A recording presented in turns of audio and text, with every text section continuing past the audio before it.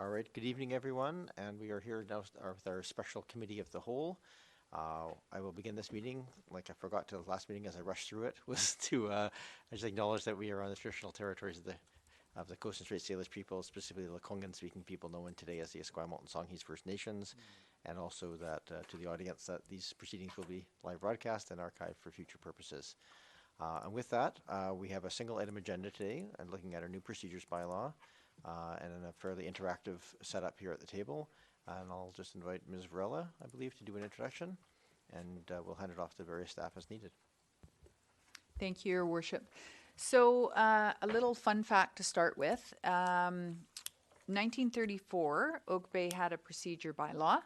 That bylaw was replaced with a new bylaw in 1999, and you are now working on another new procedure bylaw that you're addressing in 2019, and I anticipate you'll be adopting in 2020. So that's our fun fact for the night.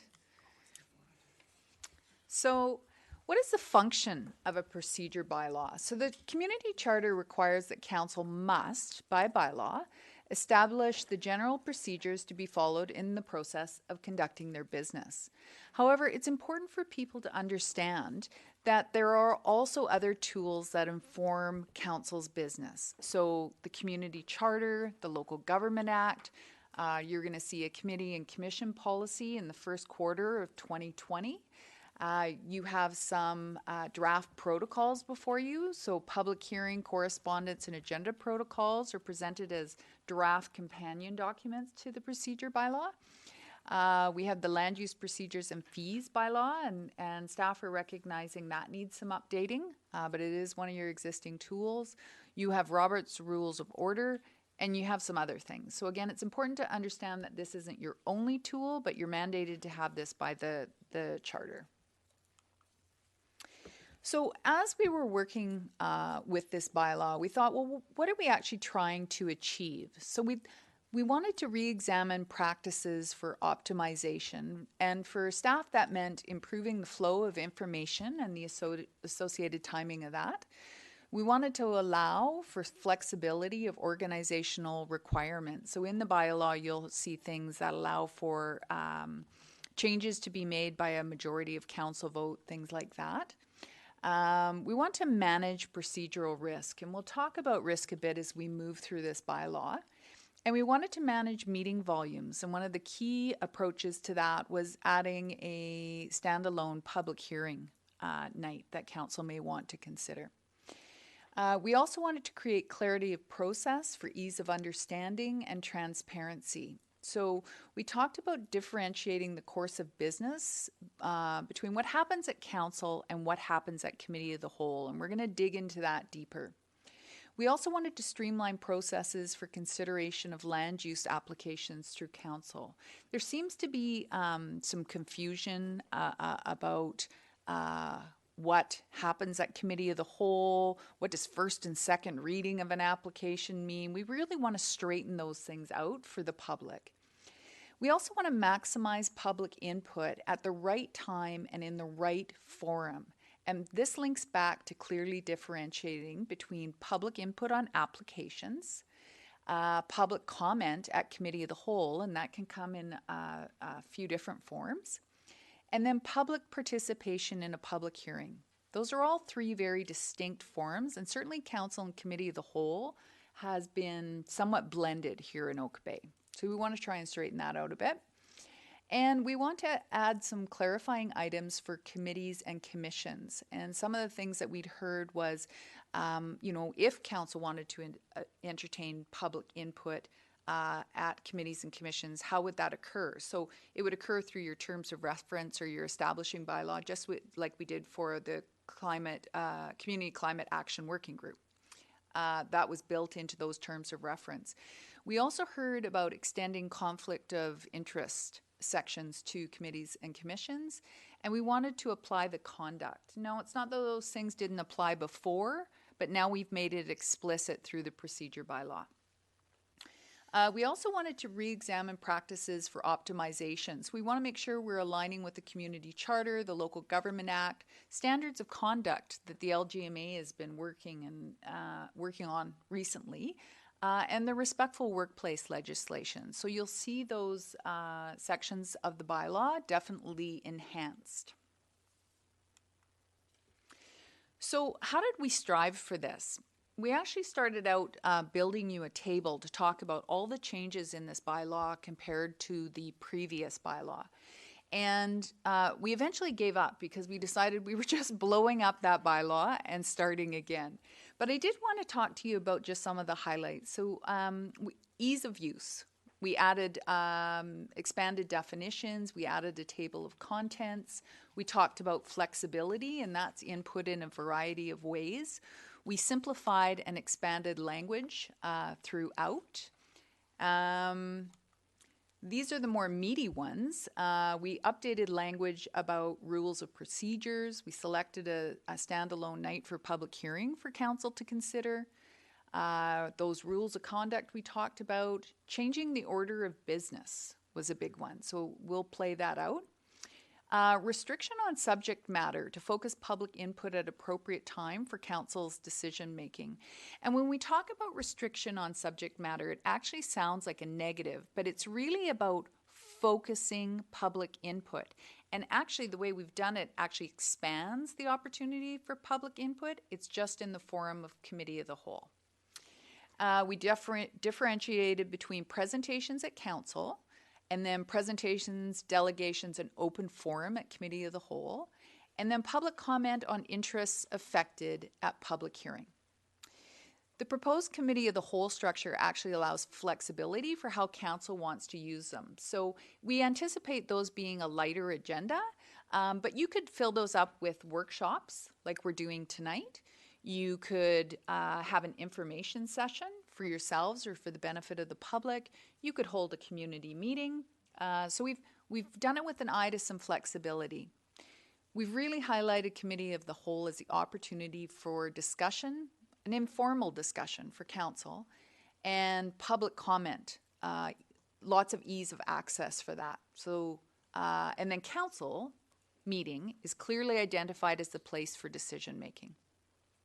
Council Braithwaite, oh, those aren't on. That's why I'm wondering. I was thinking, look, that way it's easier. Let's just stop and get that on for you because that's painful.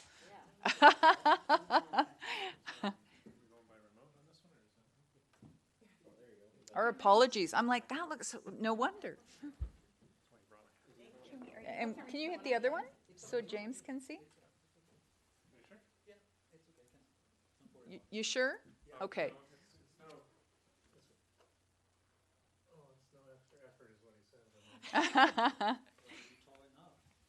That's right. Okay. Thanks, James. And we also created 3 accompanying protocols for council approval. So one of the neat things about doing protocols that accompany a bylaw rather than being part of the bylaw is if council wants to change them, add to them, take them away, you have a lot more flexibility that doesn't require the full process of a bylaw change. So as I'd mentioned earlier, we're going to walk through this bylaw in parts, so in sections, to sort of break it down. And some of these are more chunky, if you will. So we're going to go through the easy ones first, and then we're going to loop back. So these parts won't be in order, but we will start with part 1. So this first part actually has some boilerplate text, as I call it, in there. We've expanded the definitions, but those are not exhaustive. So we would also look to the Charter, the Local Government Act, or Robert's Rules of Order for additional definitions that aren't actually defined in here. We did have a suggestion to add a definition for present versus in attendance, which allows for electronic meetings, and we've incorporated that in this bylaw. And there was also a bit of redundancy, and I thank the councillor for pointing this out, because we had defined both corporation and district as being the district of the Corporation of Oak Bay, but when we checked the bylaw, we didn't actually use corporation as a standalone, so we pulled it out. A little bit less text for you to deal with. So looking at that, and that's pages 1 through 4 of the bylaw, did anyone have any discussion or direction for staff out of that? Because the idea would be after we deal with all these pieces, we would send this bylaw off for legal review, and then we'd bring it back to council table for endorsement or other direction from council. So any comments in those first 4 pages on interpretation? Don't see any.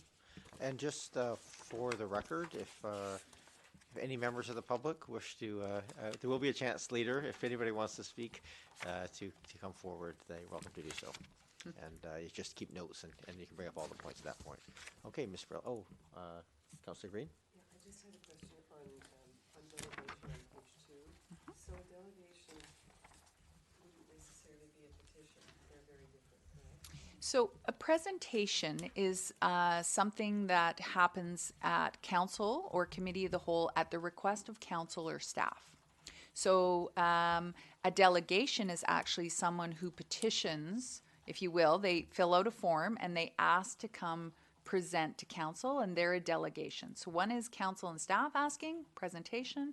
The delegation is petitioning to come speak to council. So one is community driven, one is internally driven. Yes. External versus internal. Yes. So maybe just in that delegation, it might just in brackets be helpful to clarify that. Would that be helpful? Use your mic. Yeah, Corinne, can you also use your mic?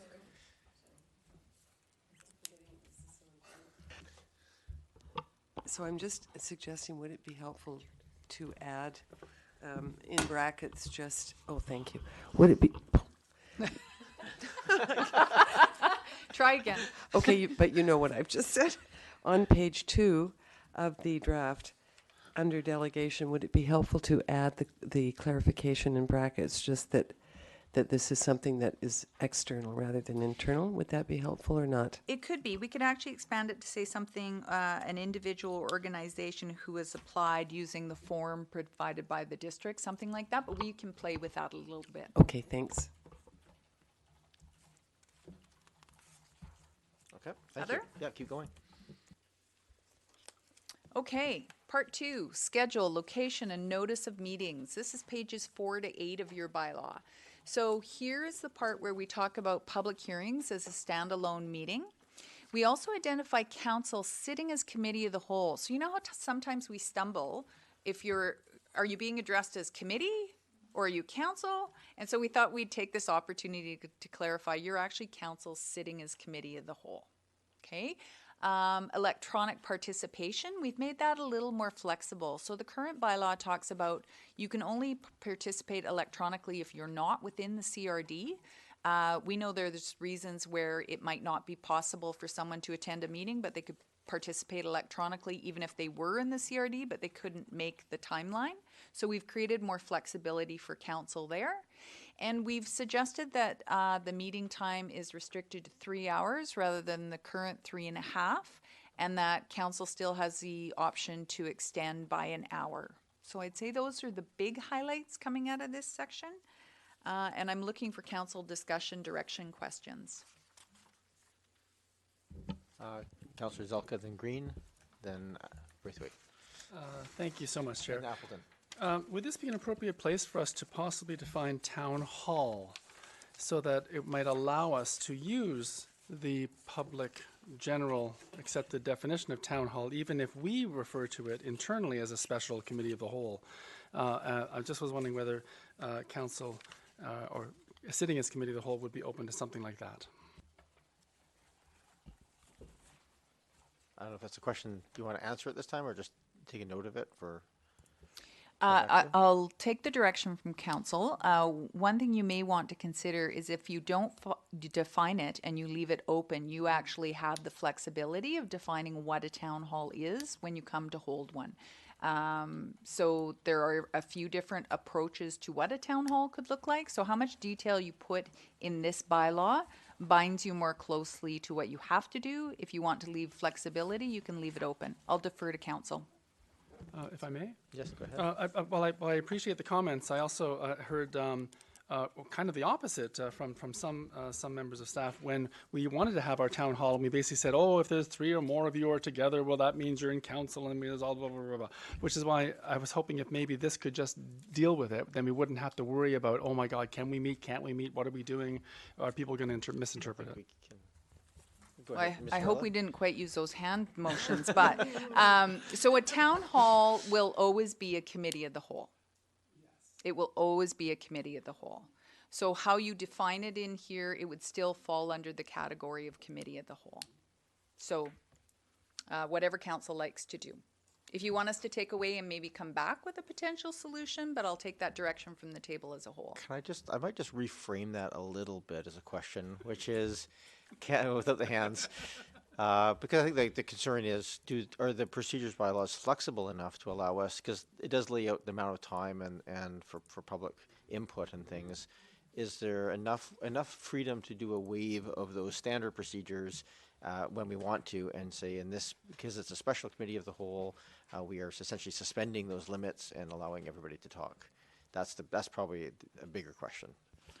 So there is a clause in here that allows council to suspend its rules at any time. But when we actually get into the structure, the order of business for committee of the whole, would it be all right if we came back to that, Your Worship, and we think about how the town hall might fit in there? I'll flag it. Why don't we talk about town hall at that point then? And since everybody had their hand up, I'm sorry, Hazel, I'm just going to go down the line here and take questions. So Councillor Green, go ahead if you're ready. It's not really a question. I just wanted to say that I particularly like 7.0, which is the separate meeting for public hearings. Thank you. Councillor Nay. So, through you, Chair, to staff, so I was just wondering, do the electronic participation in meetings procedures apply also to in-camera? Is there anything to be distinguished to in-camera meetings? Tara, can I just get you to lean forward into the, Oh, sorry, it's sorry. just, Yeah. Yeah, so the question had to do with electronic participation in in-camera meetings. Is there any, do all the procedures here apply the same as to in-camera meetings? Your Worship, this would permit electronic participation in an in-camera. Just one more follow-up. So is there any issue with any of the written materials then in getting them to participants, and how that would be conveyed? Like, imagine if somebody's out of the country and how that would happen. through the chair. Yes, so the rules of 10.5 where written material at a meeting at which there is electronic participation is presented to the meeting without being included in either the agenda package or late agenda items must be read into the record. So yes, that information must be provided to the person participating electronically in advance. And if information is provided at the meeting, then if there was somebody participating electronically, we'd have to stop and read it so that they were also afforded the opportunity to hear and receive that information. You couldn't send it to them, could you, electronically? Is that the issue?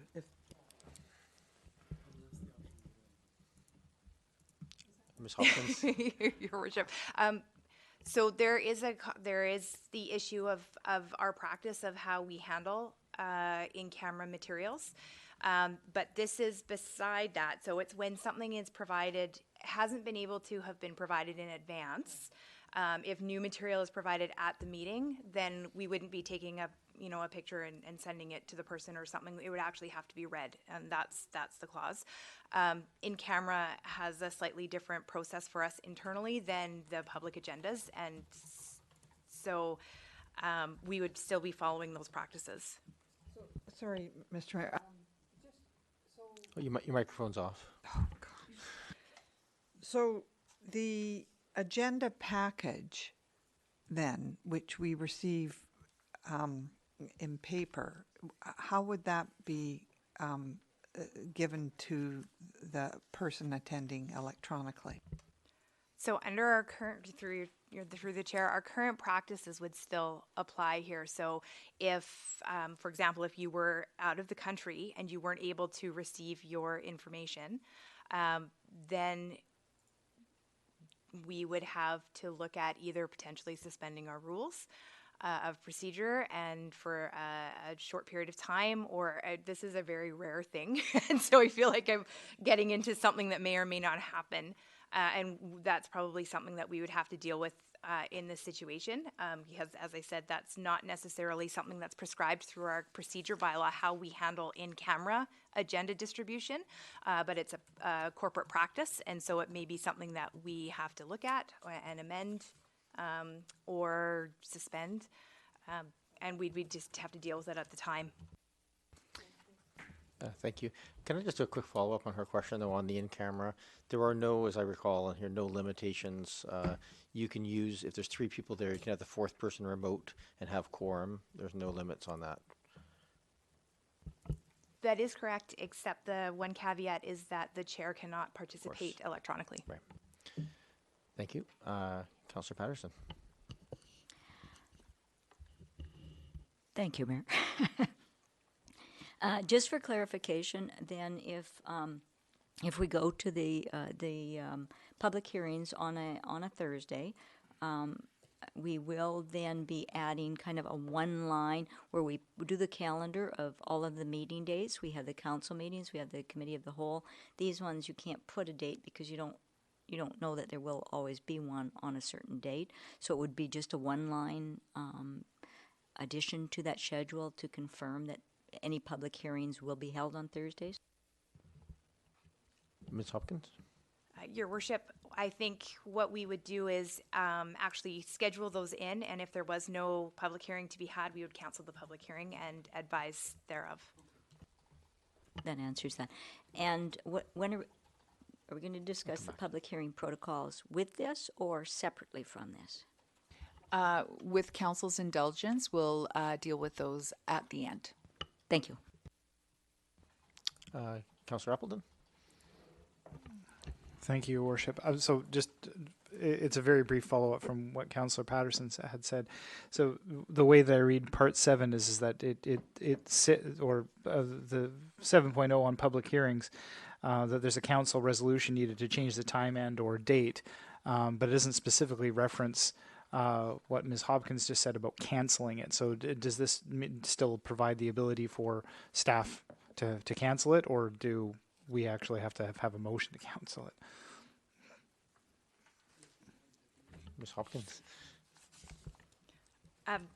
Through the chair, there are provisions within this procedure bylaw that allow us to cancel meetings if there are no business. And so, again, we would have to provide the notification to allow people the opportunity to understand that there was no business and no meeting to be had. Councillor Braithwaite? Thank you. And through you, Chair, just wondering whether or not there was any consideration for starting the meetings earlier than 7 p.m. Ms. Brella?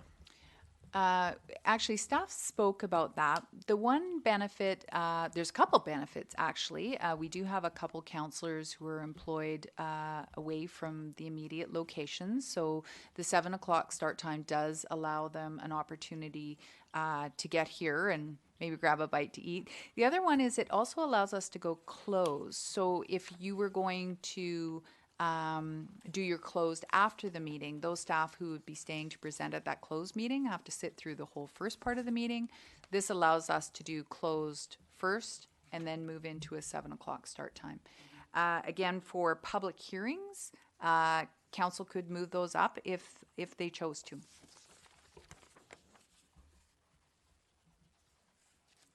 All right, thank you. Any other, Councillor Green?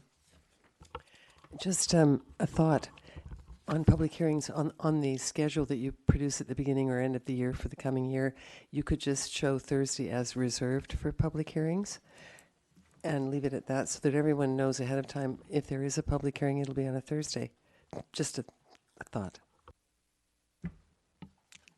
Okay, just a couple of things, just sort of housekeeping items under 6.16. It just refers to under subsection 6.1 of this bylaw. I think it's supposed to refer to section 14 for cancellation or suspension of regular meeting schedule. It's just, I think it's got an old subsection got hooked in there. Just check it anyway. Under 6, Your Worship? 6.16. Yes.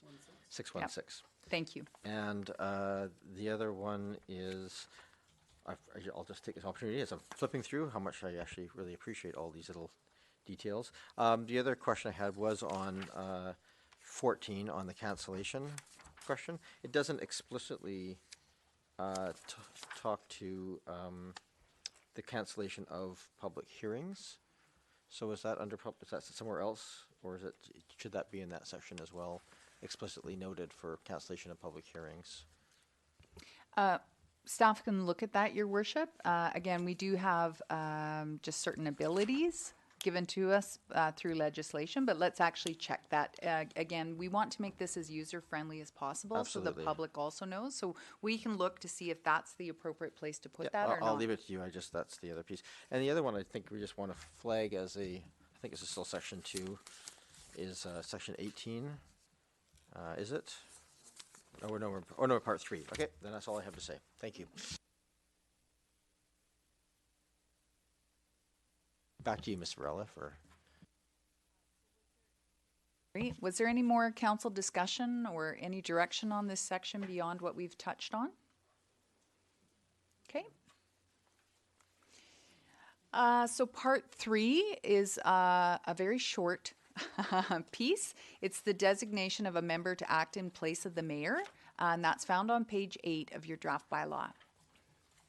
James, do you have a draft bylaw? I don't, but I'm okay. I can follow. But that's a half a package. There's paper copies there. Thank you Yep. very much. Yeah, absolutely. Thank you.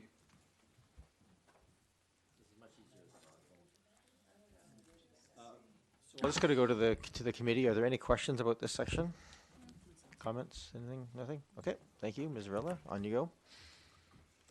Okay, so now here we're going to take a bit of a jump over to part 7. You'll find that on pages 20 to 22. This lays out the process of motions a little more. So we've put in some expanded language. We've defined question. So you'll find that in your definitions section.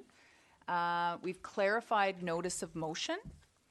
And we've expanded this part to include committees and commissions. So it'll give some guidance to those advisory bodies.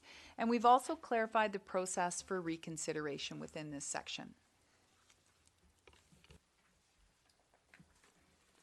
All right, so I'll give people a chance to sort of flip over and look for their notes on this, pages 20 to 22.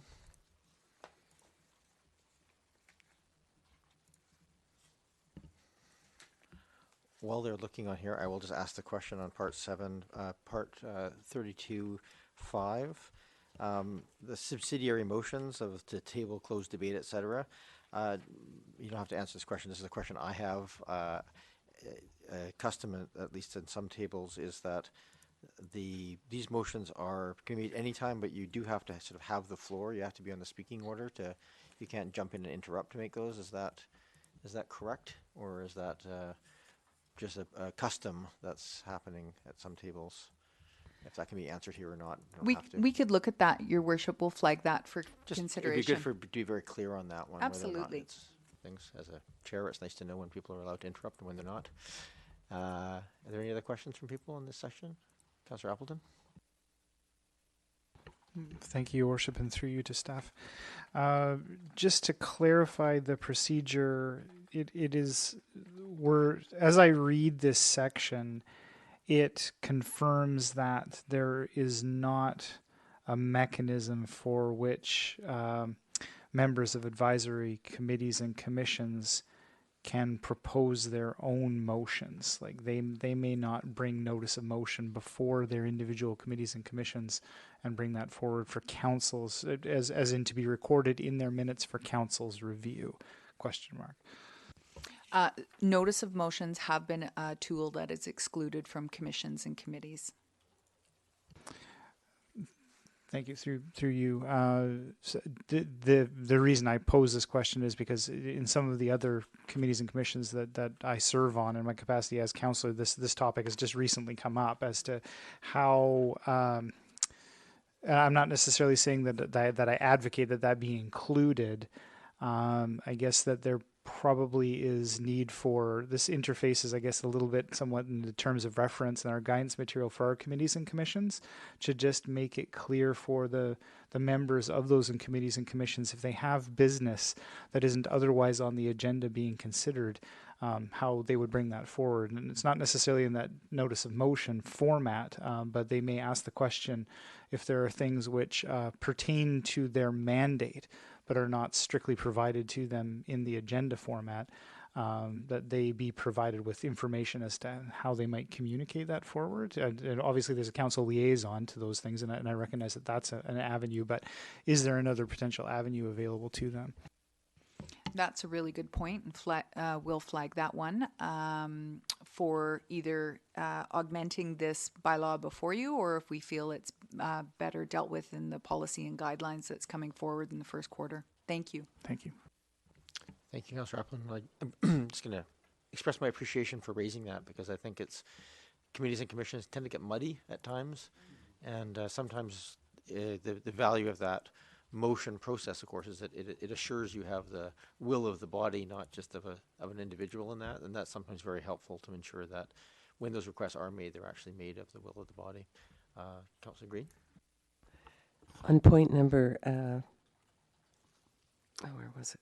Sorry, 33.4 on amendments. So you can only amend once, is that correct? That's what, because we have, I think, at these tables amended 2 or 3 times on this. So I just want to be clear about that amendment process. Thank you. Ms. Hopkins. Through the chair. The intention is that it's a little complicated to explain. So it's not that you couldn't make more than one amendment. It's that it's to stop something like, well, not stop, but to keep the discussion moving. So if somebody said, let's buy a fire truck, yes. Okay, let's buy a red fire truck, yes. Okay, wait, I decided let's buy a green fire truck. It's that sort of, it's limiting in that respect. It's not that you can't continue to make amendments as they're progressing the business. And just from a chair's perspective, it gets really messy if you have an amendment more than once. It's almost impossible to follow. So this just keeps it always sort of one branch down that decision tree. Thank you. Councillor Zelka. Hi, thank you very much, Chair. Just a general question. By the way, I love how it's laid out, and my compliments to staff. With respect to Part 7, could I just have a comparison of this in general to Robert's Rules of Order? Are there major differences from the way motions are handled through the normal procedures of Robert's Rules? It's an open-ended question. Thank you. Ms. Hopkins. This is, well, certainly this is coming straight from Robert's Rules in most cases. And so, no, it's not a major departure from how Robert's Rules is conducted. Councillor Patterson. Only one thing that I have learned, as opposed to using Robert's Rules of Order in this, is the reconsideration required by the mayor. That is more unique to governance in the legislative framework, and it is not. And I know because I got that clarified. Are there any other questions or comments in this session? Not seeing any. Let's move along. So Part 8, voting. You'll find that on pages 23 to 24 of your draft bylaw. This section was expanded to include committees and commissions, so again, to provide some structure to their conversation and way of doing business. And we also expanded the conflict of interest to include commissions and committees. Not that it didn't before, but this actually states it explicitly. And that was one of the comments I think we'd heard at least one of the public meetings. So we tried to keep those thoughts as well, just anecdotally. Councillor Green. This is a little bugbear of mine, and it's number 37.3. If a member does not indicate their vote, the member is deemed to have voted in the affirmative. I don't think the average citizen or resident is aware of that. And oftentimes, not oftentimes, I shouldn't say that, but in my experience, at times it's it's used so that you don't have to expose yourself on an issue that may be difficult. So I'm a great advocate for everybody should raise their hand at all times. That's just my feeling, because I think it's fair to the public in that regard. Can we add something like that if council was agreeable or not? That's it's almost an etiquette thing, if you will, because this ability is legislated. It's in the it's in the big book. But for clarification, it's there intended, if as I understand it, so you cannot abstain. Is that correct? So you can't abstain from a vote, and that does not have to be stated explicitly in this bylaw. It's understood by the wording that prevents abstention. If I could just add something as well, although the public may not understand in the meeting, it will be reflected in the minutes. That vote will be captured. So regardless of whether the person actually did indicate their vote, it will be recorded in the minutes as a vote in the affirmative. In addition, 37.4 that follows behind it, the same idea, no member may leave a meeting once a vote on a matter has been called. So you can't leave the room, and whether you raise your hand or not, you're voting. So from the big book.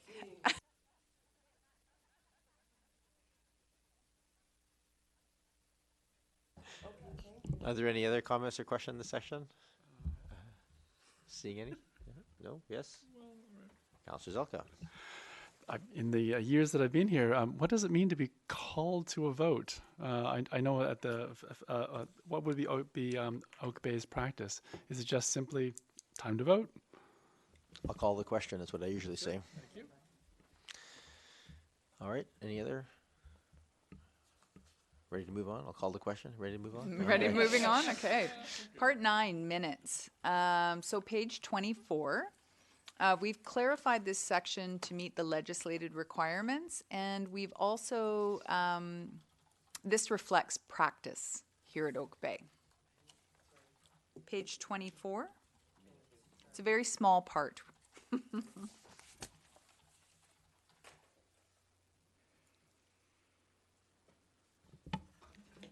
And Councillor Green? It's another little bugbear. This happened when I was not in public life in Oak Bay, but we no longer show the voting record by name, so we only show those who are opposed. Correct? Right. That is correct. We used to show all names, didn't we? Those who voted in favor and those who did not. Anyway, it's a small point. It probably isn't. It's probably moot, but I always thought it was important to have everybody's name reflected in each of the votes, or who made the motion, etc. But we don't do that now, so it's not a big deal. But I always thought it was helpful to see who moved, who seconded, and that kind of thing. Just a comment. Ms. Hopkins, were you here when we moved away from that practice of recording mover and seconder? If not, I can articulate what the argument made at the time. Go ahead. Your Worship, I was not here at that time.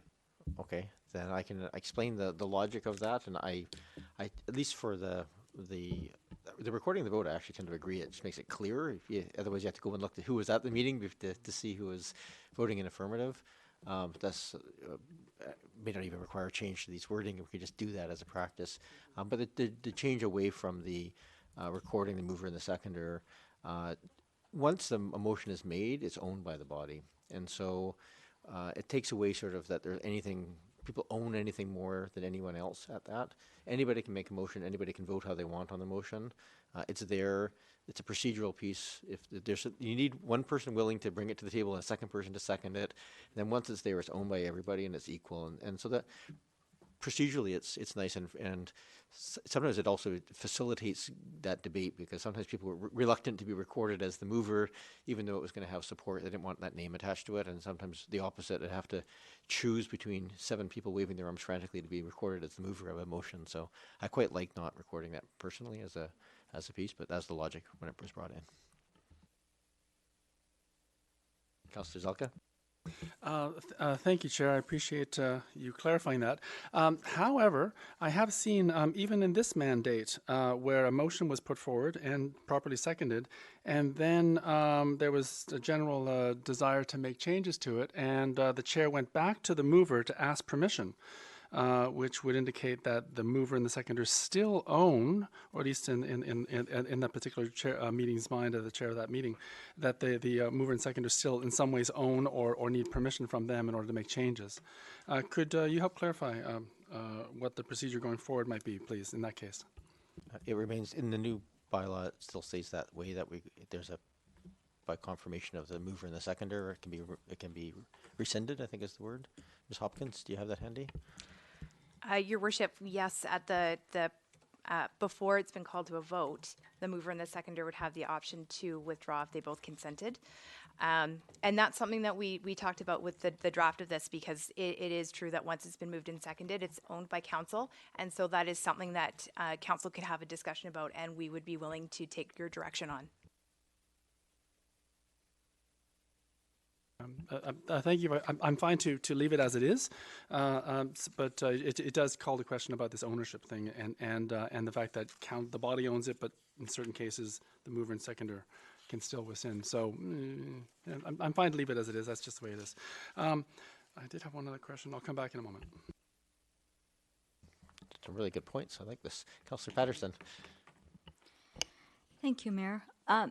On this one, production and availability of minutes, and I guess I'm thinking of how it ties back into also 9 on special and closed meetings, because it does say in here that this doesn't apply to minutes of meetings, and I think sometimes the closed meetings, the number, frequency of closed meetings is really determined by business, but I think there's always a certain element of suspicion around meetings that are closed, and I think that it somehow in here it should probably be identifying that minutes are kept for closed meetings, and how are they kept, who does the recording of meetings, and maybe you go back to the meetings and say who may attend the meetings, who will record minutes of meetings, and when, if so appropriate, will the minutes of those meetings come into the public domain?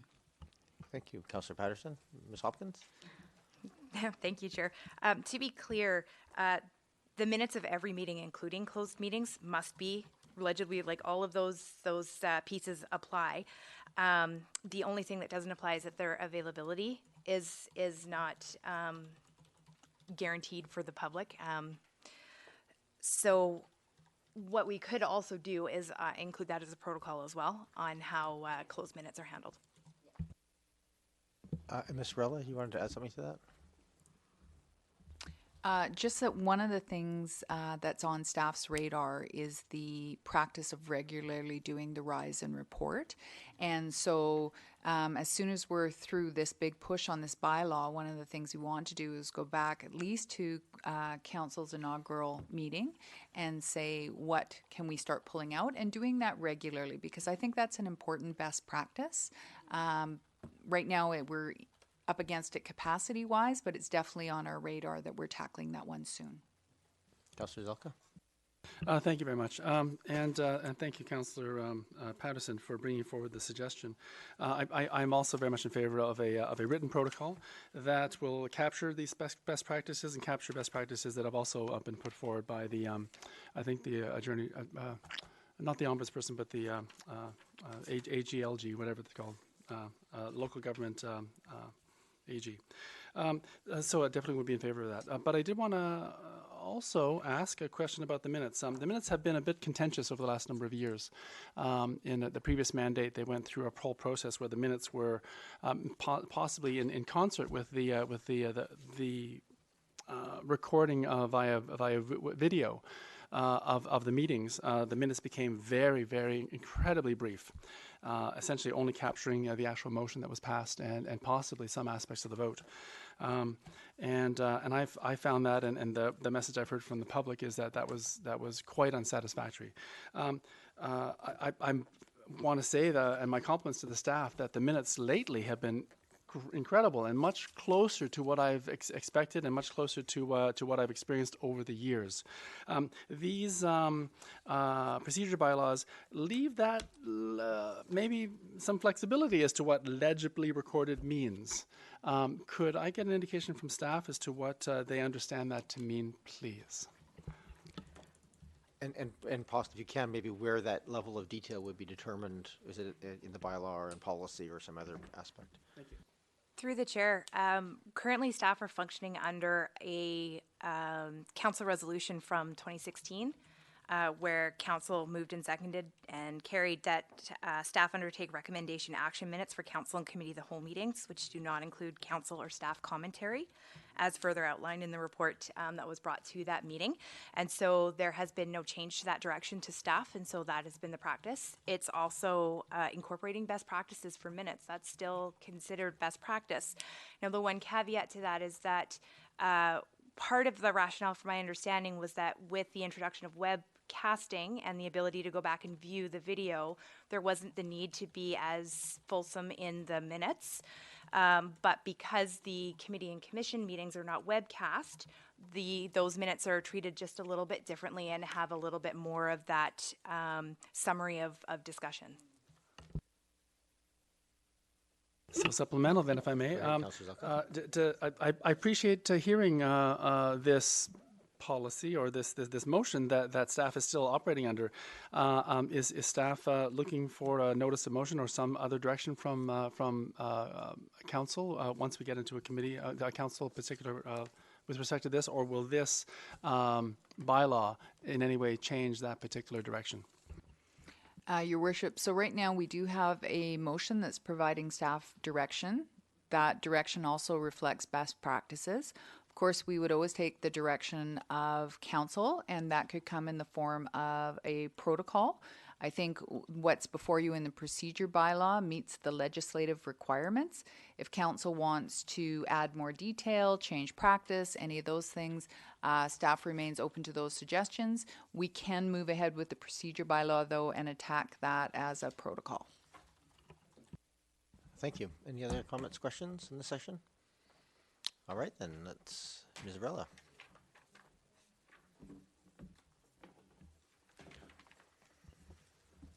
Okay, Part 10, Bylaws, pages 24 to 25 of the proposed bylaw. Here, this section actually has expanded language, and we were looking to increase some flexibility. So, for example, if you look at subsection 41.1, there's, and we've done it throughout the bylaw, is the ability for council to waive a requirement. So again, you have a framework, but there's also a pressure release valve there if you need it. So that was the lens that we took to this, and we look forward to your comments. Thank you. Are there any questions, comments?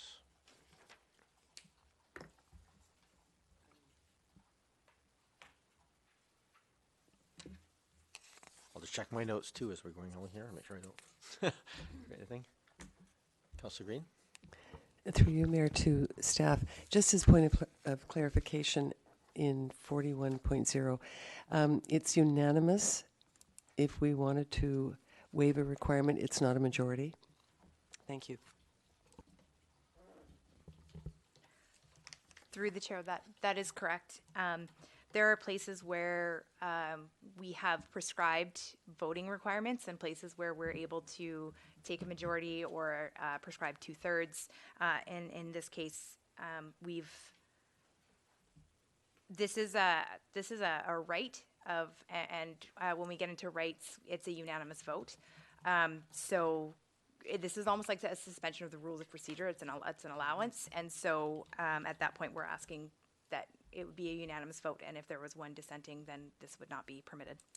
Thank you. Councillor Zelka? Thank you very much, Chair. Regarding section 43.2, which provides an exemption on the adoption of a bylaw. 43.1 says there must be 1 day between third reading and adoption of the bylaw. However, 43.2 says, despite that, in general, a bylaw may be adopted at the same council meeting. I understand from the template that this was based upon, 43.2 was inserted specifically for zoning bylaws, not bylaws in general. With the word zoning removed, 43.2 appears to make 43.1 null and void. Could I ask for clarification on that, please? Ms. Hopkins? Through the chair. So there are provisions within the Act and the Charter specifically for zoning and OCP amendment bylaws that allow that to be waived. It is only in those situations. So 43.1 in general is the rule, and 43.2 is the exception. So our procedure would be to follow 43.1 in that, which we saw this week, where we gave 3 readings and then wouldn't be able to have given final until tonight. Well, actually yesterday.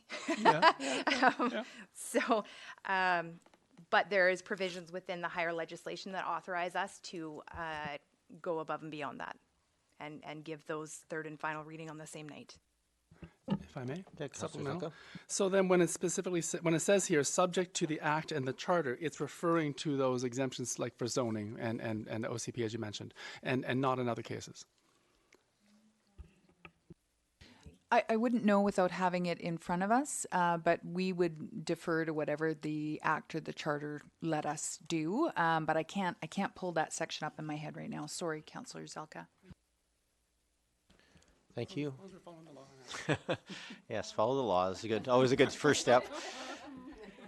I have just one sort of a clarification question on that, because it does these refer to 1 day between readings.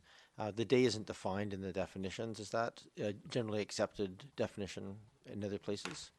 Is it 24 hours, or what is the? Your Worship, we would be using the Interpretation Act for calculation of time, where it describes what 24 hours or 1 clear day is. Perfect, thank you. Any other comments, questions? All right, thank you. Okay, this is an easy one, I hope. Part 12, we are looking to repeal your current bylaw, and we're looking to replace it with this one, which would be a fresh start.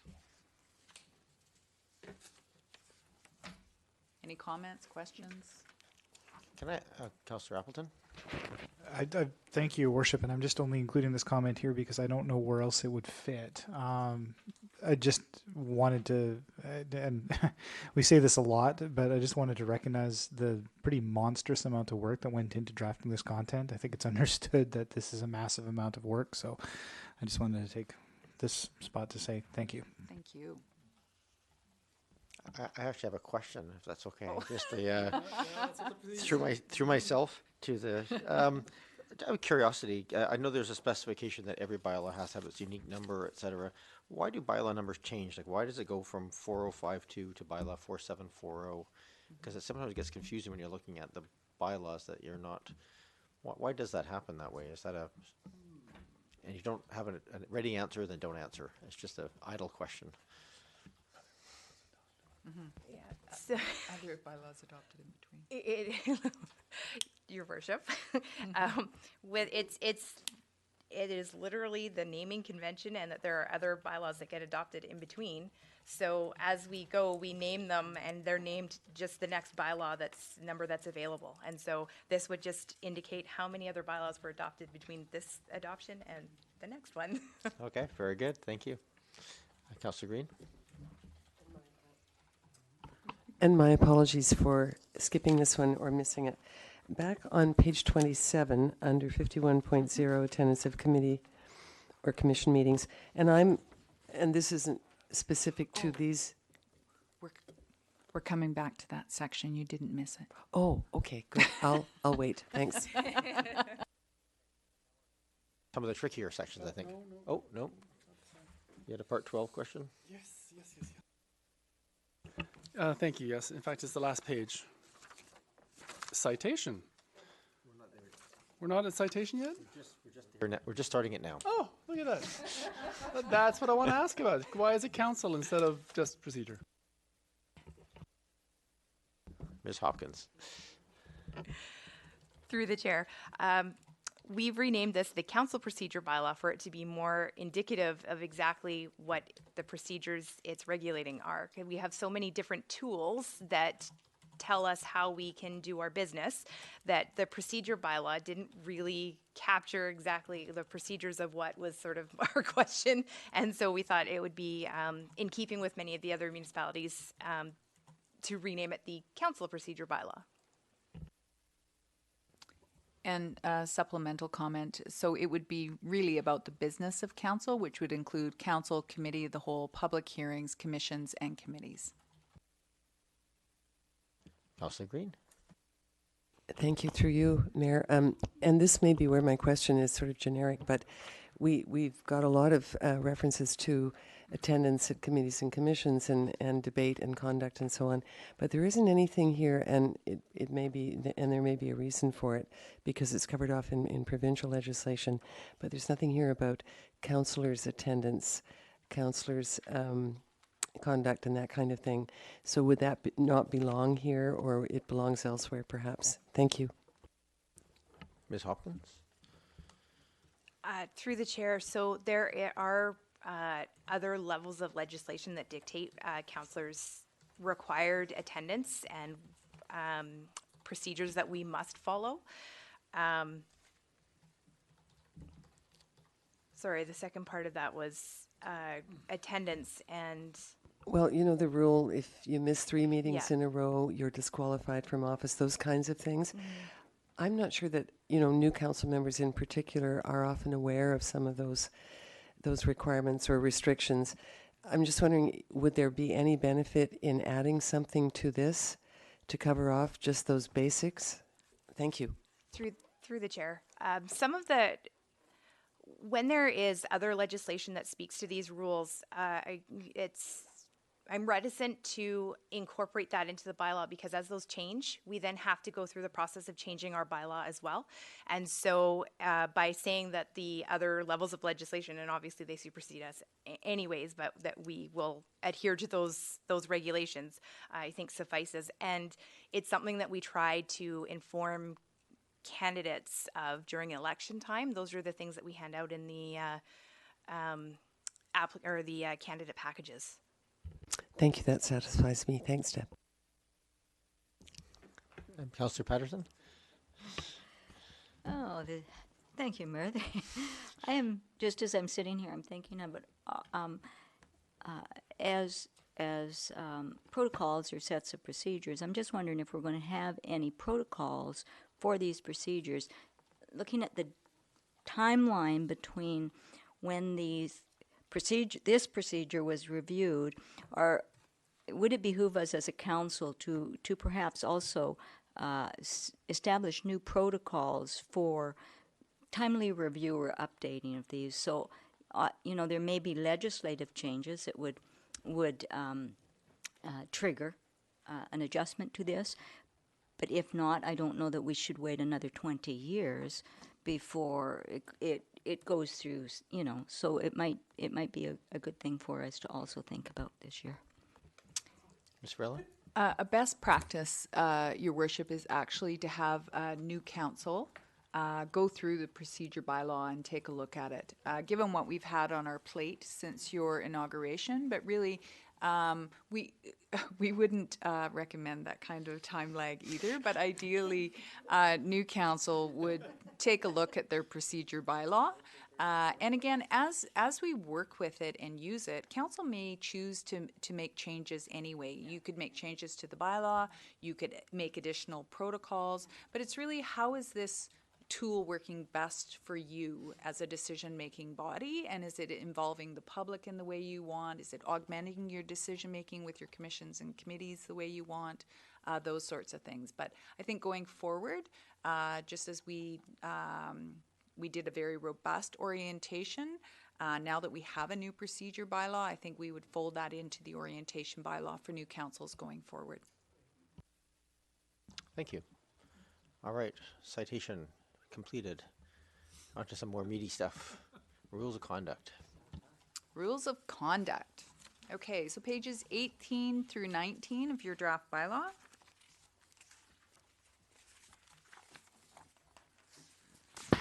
So the rules of conduct, this is essentially a new section.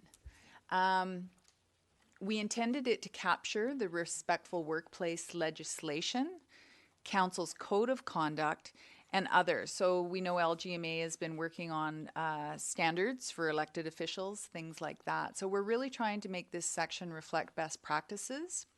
We were very clear in that this section applies to the mayor, council, other government officials who may attend your meetings, staff, members of the public. And this is broad enough that it will also include those presenters, delegates, open forum or comments on agenda items. This also extends to your committees and commissions. So just as council is responsible to maintain a respectful workplace in their chambers, I'm responsible for it in the municipal hall.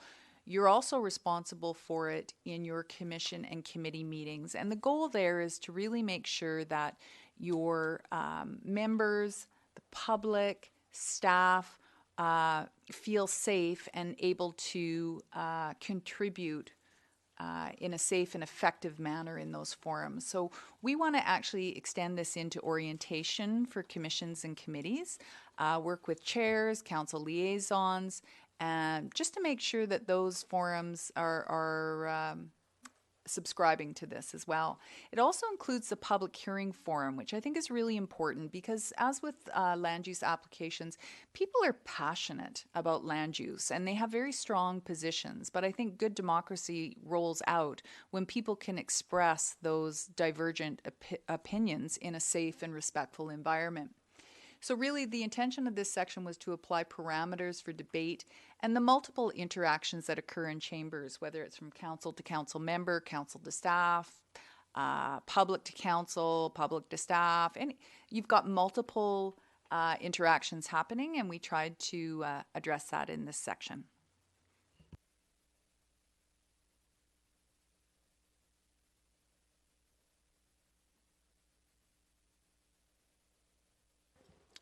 Councillor Belka. Thank you very much, Chair. Regarding section 30, part of this? Yes. Oh, wonderful. 30.1.1 makes reference to Council's Code of Ethics. I'm sorry to say, but I can't find Council Code of Ethics anywhere on the website. I have to go into deep into the Civic Web minutes from gone back, and I can only find a draft copy of it. I appreciate the fact that it's mentioned in here. I'm very much in favor of it being here. Is there any way to make it easier to access and preferably getting it out of draft state? So it is my understanding it is out of draft state, and I believe you were provided a copy in your orientation binder, but I think the notation on the web to make that easier, I think what we're proposing is a website refresh, and I think you're going to find a lot of good information, maybe in 2020, up to council to decide. Probably. But the idea is that there's a lot of great information in there that needs to be either updated, refreshed, relocated, but we'll bring that one closer to the surface within existing capacity. Thank you, Councillor Zelka. I very much appreciate that. Thank you so much, and for the benefit of those attending on the web, I asked if this was going to cost money, and I heard the answer was yes, unfortunately, for the website refresh. So I appreciate these protocols that appear that they're most likely going to be published, these protocols that are I guess, in the area of policy with respect to this bylaw. Since this Council Code of Ethics is also mentioned in the procedures, could it possibly be published with this package as well, just so or any documents that are mentioned within here could be, that are with respect to our policies could come along with it? Procedurally, we have to approve these protocols because they're not done yet. The Code of Ethics is completed. So we have to publish the Code of Ethics more clearly, and we have to approve these and combine it together, I think is the protocol. Thanks. Councillor Green? Thank you. From your perspective, Lou and Deb and anyone else who wants to jump in, but from staff's perspective, is there any, no, we're allowed to. We're allowed to say first names tonight. Yes. Are we? It's a workshop and it's informal committee of the whole. Do you have any suggestions around tools to address some of the issues that you describe here? So I think these are wonderful, and I fully support them. Have you thought about having a little toolkit, or because I think all of us in difficult situations, and I admit I was in a difficult situation at one of the committee meetings that I serve as liaison to, and it was very challenging. So it would be helpful to have maybe some just tips on dealing with recalcitrant behavior or behavior that's really challenging. I just wondered if we thought about it. It doesn't necessarily, I guess, have to be embedded in this, but what? Be quiet? Okay. No one's gonna ask you to be quiet here. This is obviously not part of the procedures bylaw, though. This would be something outside of that in terms of training and pieces. So it is on our radar to provide training to our committees and commissions as well about respectful workplace. We would also see it as part of the orientation package that we'll be working on for your advisory bodies that you will endorse. And we'll be working on that in 2020. Again, I think there'll have to be some training, on the ground training, and what that looks like, whether I'm attending to help out with that, or I think there's a really strong role for the council liaison, the chair, who will have to receive some training, and if I can be of assistance, I'm totally willing to step up in that capacity. Thanks very much. Councillor Appleton. Thank you, Your Worship. Through you to staff. Just in reference to section 30.2, references that the mayor or chair may expel and exclude from any meeting member that engaging in inappropriate conduct. And I'm just looking at a similar section in the public hearing protocol, which is section 10 of the public hearing protocol, which says the chair may order that such person be removed from the venue and or may order that the public hearing be recessed until the matter has been dealt with. Section 30.2 doesn't specifically provide, I know that the chair has the ability to recess a meeting, but I'm just wondering whether we want to include some language in section 30.2 that also provides the provision, just specifically itemizes that a meeting can be recessed if such a situation is being dealt with. Ms. Brella? I think that's a really good point, and we'll look at providing that language. It happens so infrequently. I've seen it once in my professional career, but I think it is good to have that language. Again, it's about making people safe, making sure democracy rolls out appropriately. I think Councillor Appleton's worried. I'll do it to him on a regular basis. Okay, any other questions? Yeah, Councillor Braithwaite. Yeah, thanks through you, Chair. I noticed that in number 29, 5, it says not speak on electronic communication devices when a person or member is speaking, except in the case of emergencies. Would we ever consider asking people to have their phones turned off in chambers? Because I know that many years ago, Mayor Costin used to tell people that they'd be charged if they charged $50 whatever if their phone went off. I know we can't do that, but because it is really disruptive if a phone goes off in chambers. So, what I've seen the practice of is that sometimes the chair will ask people to turn off their phones, but or silence. You certainly are going to have cases where you're going to have emergency response people in the gallery. It's really about that ringing or speaking on it that seems to be a challenge. But again, staff will defer to council. And I would suggest it's in the procedures bylaw, the general rules of conduct. I can always pull on that as chair. It's good enough. It certainly hasn't been a cultural problem in our chambers to this point, but easy enough to nip in the bud if it becomes one. Any other comments, questions in this section? I think a very important section to have in here, just to make sure it's embedded right in the bylaw, is that understanding. So thank you. All right, let's move on.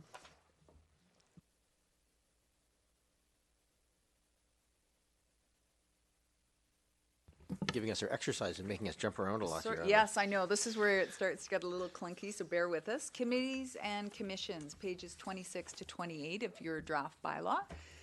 So in this section, the highlights are we've defined your types of advisory bodies. We put in here what a standing committee is, what a select committee is, because that's unclear for people. We've capped these meetings to 2 hours with the ability to extend to 3. The one thing that we were thinking about is that committees and commissions, the meetings of those advisory bodies can have an impact on staff workloads. So we want to know how to incorporate those in amongst all the other things that staff are doing. So we thought 2 hours was fair, the ability to extend to 3 in an unusual circumstance. We also built in flexibility to work with myself for the chair to call or cancel meetings. And that takes the heat off staff who actually attend those meetings. Those chairs can have a discussion with staff, with myself, however it works. One of the things we also wanted to clarify was that there would be no meetings in August. We were receiving requests for that last summer. That's really important that staff, it's a good chunk of time for staff to catch up on a lot of their regular duties. Just as council holds no meetings in August, we're requesting that commissions and committees, that's clarified for them as well. We've also in this section made the mayor the ex officio, so he can attend all the meetings. He only votes at the ones he would be appointed to. And then we've expanded applicability under section 54.1. So what we did is we went through, just for ease of use, we went through the bylaw and we took all the pieces that would apply to commissions and committees and we lumped them under section 54.1 for ease of use.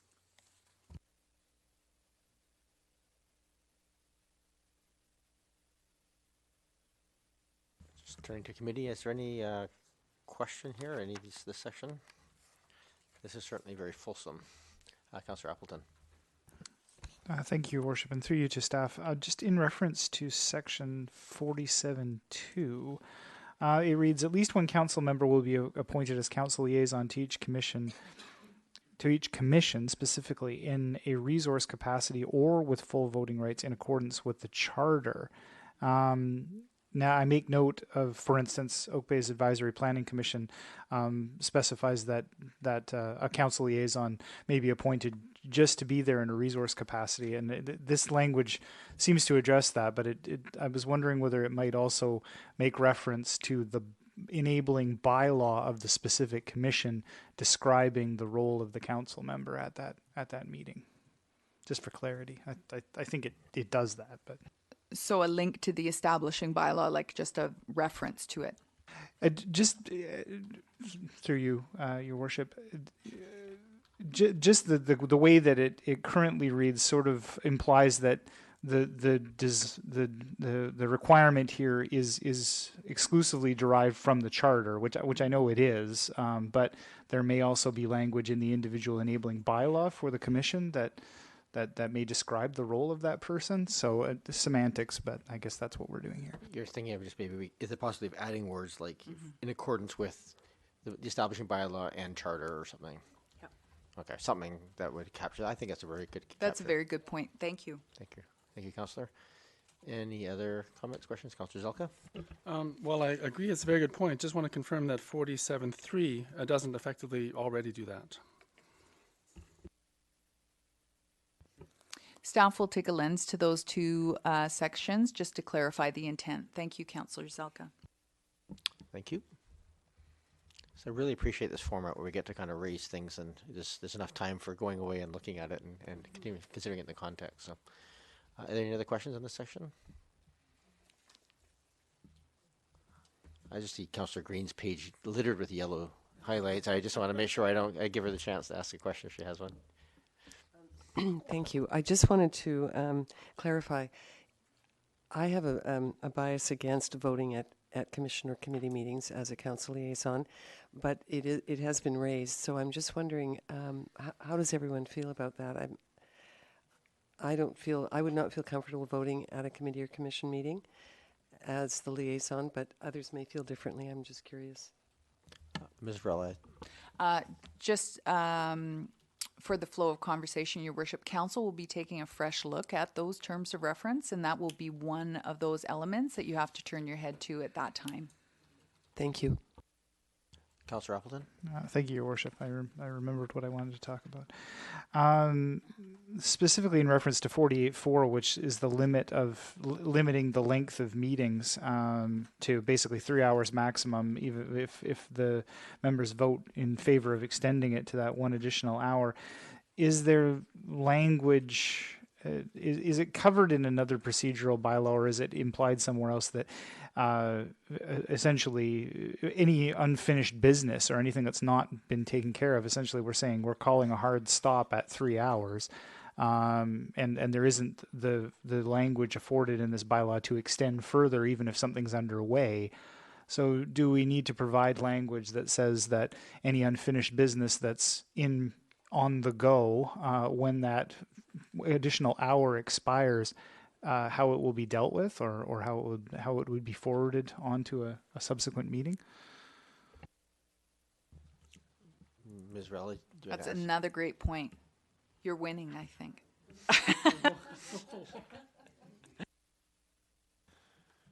All right. Oh, the competition's on. Councillor Zelka.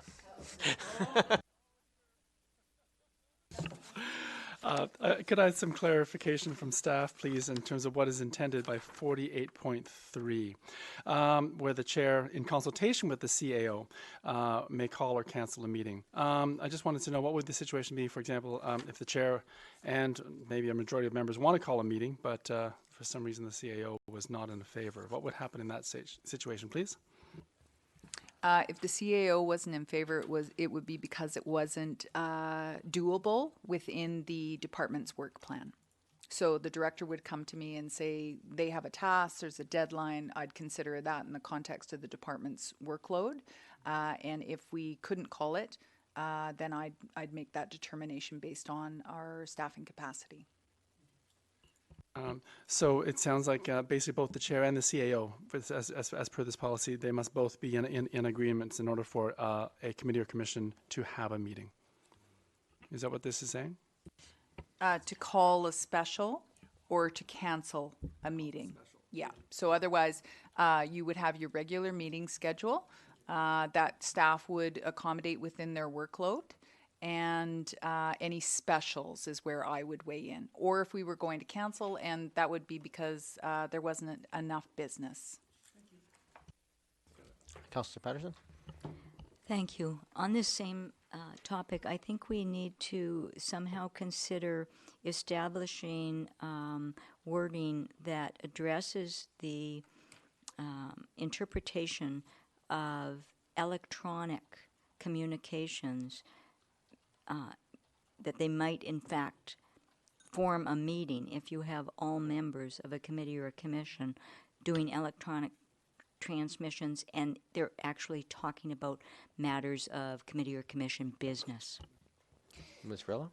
It's a very good point, and that will be addressed in that policy and guidelines for committees and commissions that are coming out. That's a really good point, and it's very important for those members to understand the risk with that kind of action. So thank you for that.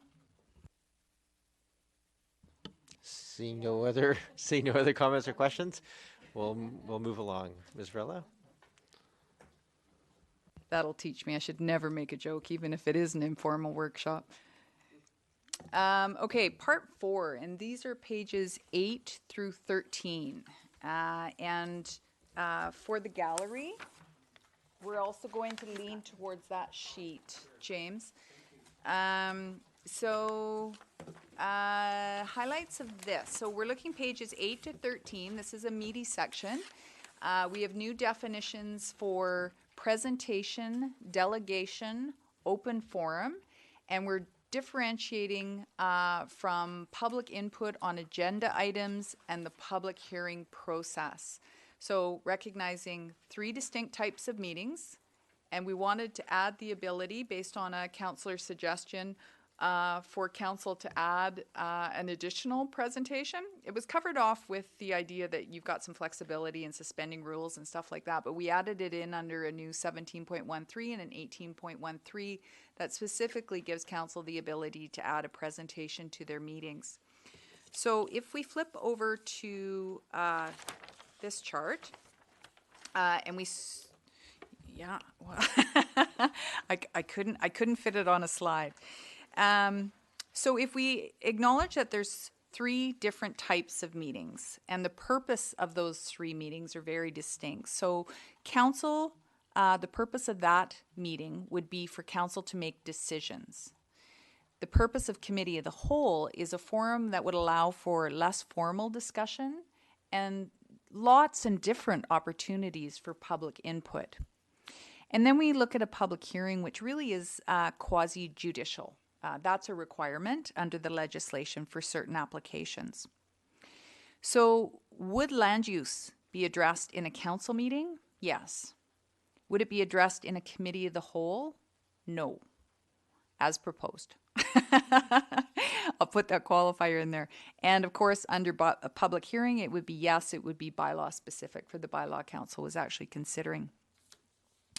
If we look at public opportunities, public input opportunities, I'm going to work through each of the 3 meetings, and then after that, I'm going to go down the columns. So council meetings, you could have presentations, and presentations, again, are those things that council or staff would request. So right now, we've put in a 10-minute time slot for a presentation at a meeting, and we've allowed 1 of them. Council's going to want to consider, is that how you want this to roll out? We would also take public comment on specified agenda items. And we're proposing 3 minutes per speaker. Currently, we have no maximum time limit for that proposed. So council will want to think about that if you wanted to cap something. So again, that's under the council forum. For committee of the whole, we have presentations. Oh, yep. Councillor Braithwaite? Just a quick question. Mm-hmm. That's over and above the amount of time that we've already designated for public input in a council meeting? So this is new. So you're right now what you're doing, I would consider an open forum, and we're moving that to committee of the whole. Because committee of the whole is where you're focusing on public input and informal discussion, and you're doing business at council. So public comment on specified agenda items, and I'm going to walk you through those below. 3 minutes per speaker, no cap proposed. Council's going to want to think about that. And then if we look at presentations with an eye to lots of public input, because we know we've used the term restriction on subject matter. So while we're constraining behavior or conversation in some ways, we really want to augment it in other places, and we really want to focus it where it best fits. Okay, so presentations, again, is something council or staff requested. Right now we have it proposed for 15 minutes, and 1 of those. Delegations, so someone who petitions council to speak on a matter, 10 minutes, and we're proposing a maximum of 2 of those. Again, that's up to council. We would permit public comment on all agenda items under committee of the whole, 3 minutes per speaker with no maximum time limit. Again, council decision. And then would have open forum. So this is where people could come up and speak to council on any matter that wasn't restricted. And we're going to go into restricted matters. But open forum, anything they want to talk to council about, non-restricted matters. Now, if we want to do a little math on the side, if you had 1 presentation, 15 minutes, 1 delegation, 10 minutes, you've got 25 minutes, and then you have open forum for 30. That's 55 minutes of public engagement every committee of the whole. You might not have a presentation every meeting. You might not have a delegation every meeting. So council can start to think about, do you want to roll those times back? Do you like that idea? So we'll talk about that a bit more. 1 more column I'm going to go across, and then I'm going to start moving down. So written correspondence accepted, yes, yes, and yes for council, yes for committee of the whole, and correspondence received for the public hearing. And this is a risk management idea. That correspondence received after first and second reading would be included in the public hearing binder. So one of the challenges with what I see in Oak Bay is that there can be discussion about a potential application before an application is received or finalized, and people start writing. And I think one of the challenges is, where is people's energy best focused? Because applications, sometimes it can take you a year to get a finalized application. So if people are weighing in the whole time, we want them to weigh in on what is factual and coming before council for a decision. So there's also a risk of if they're writing in, are they writing in on the application that council's going to give first and second reading to, or were they writing in on something that changed? Is it still, if it happened a year ago, how do we get that? How do we make sure we don't miss that in the public hearing binder? So we are legislatively obligated to get correspondence in the public hearing binder after first and second. We can make best efforts to catch the correspondence that goes before that and include that either in a supplemental binder, but the public hearing binder is a legislated requirement and we should be keeping that really clean to manage our risk. Now, if we want to start talking about council business, and this is going to be, Go ahead. Do you mind asking questions as you go along? Is that all no, right? absolutely, okay, yeah. sorry. Much appreciate that. In previous mandates, public hearings often included these presentations, and some of the complaints that I heard was that the proponent would sometimes have, a half an hour to provide a presentation, and then sometimes there would be presentations maybe in opposition potentially, and they would only be given a few minutes. This seems to be silent to that. I was wondering if you could possibly make reference to what? So that I believe is addressed in the public hearing protocol as well as the public hearing script. Yep. But we do have to discuss those, Exactly. how we want to frame that, because, thank you. Everybody okay to move forward? Okay. So now we're down to council business. And I think one of the things that we need to do a much better job of is to say how we are engaging the public. So you are not always consulting the public. Sometimes you are informing the public. And I think unless we clarify what council's intention is for how you're engaging the public, we're doing a disservice because we're confusing people. So if we look to the IAP2 for a structure that we could look at, and we think about IAP2 in the context of local government. So if we look at informing under the IAP2 framework, that's a one-way delivery of information to the public. You're wanting them to know about something. If you want to consult, you're asking the public to provide comment. If you want to involve, I always use the analogy of a parks plan. A park master plan, something like that is a really good example. If you want to collaborate, think about an official community plan. And if you want to empower, you're having an election, a referendum, an alternative approval process. So if we think about that scale for how we're involving the public, most of our work is going to happen down in inform and consult for the general business that comes before council. So we use that framework to talk about how is business handled at council versus committee of the whole. So at council, there's going to be some times when you are informing the public. There are a number of applications that staff are recommending that you inform the public on. There is risk to do otherwise, but we can talk about that. So right now, one of the governance decisions is if you have a presentation, we've slotted it in under IAP2 informed, so the public wouldn't be commenting on that presentation. You might want to move that down further in the agenda so the public could provide comment.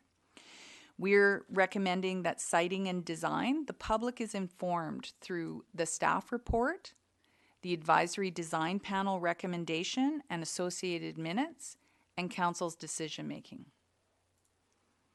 Heritage alteration permit. The public is informed. The Heritage Commission would provide a recommendation. You would have applicant representation. Sorry, I forgot about that under citing and design. The applicant could make a presentation to council, and then council again would make a decision. These applications are more technical in nature. And the development permit. So the public would be informed. The ADP, the Advisory Design Panel, and the Advisory Planning Commission, depending on the nature of the development permit, would review, provide recommendation. You'd have a staff recommendation, and you'd have applicant representation, and council would make a decision. One of the biggest changes we're proposing is land use applications requiring public hearing. So here we would say at this stage of the game, the public is informed.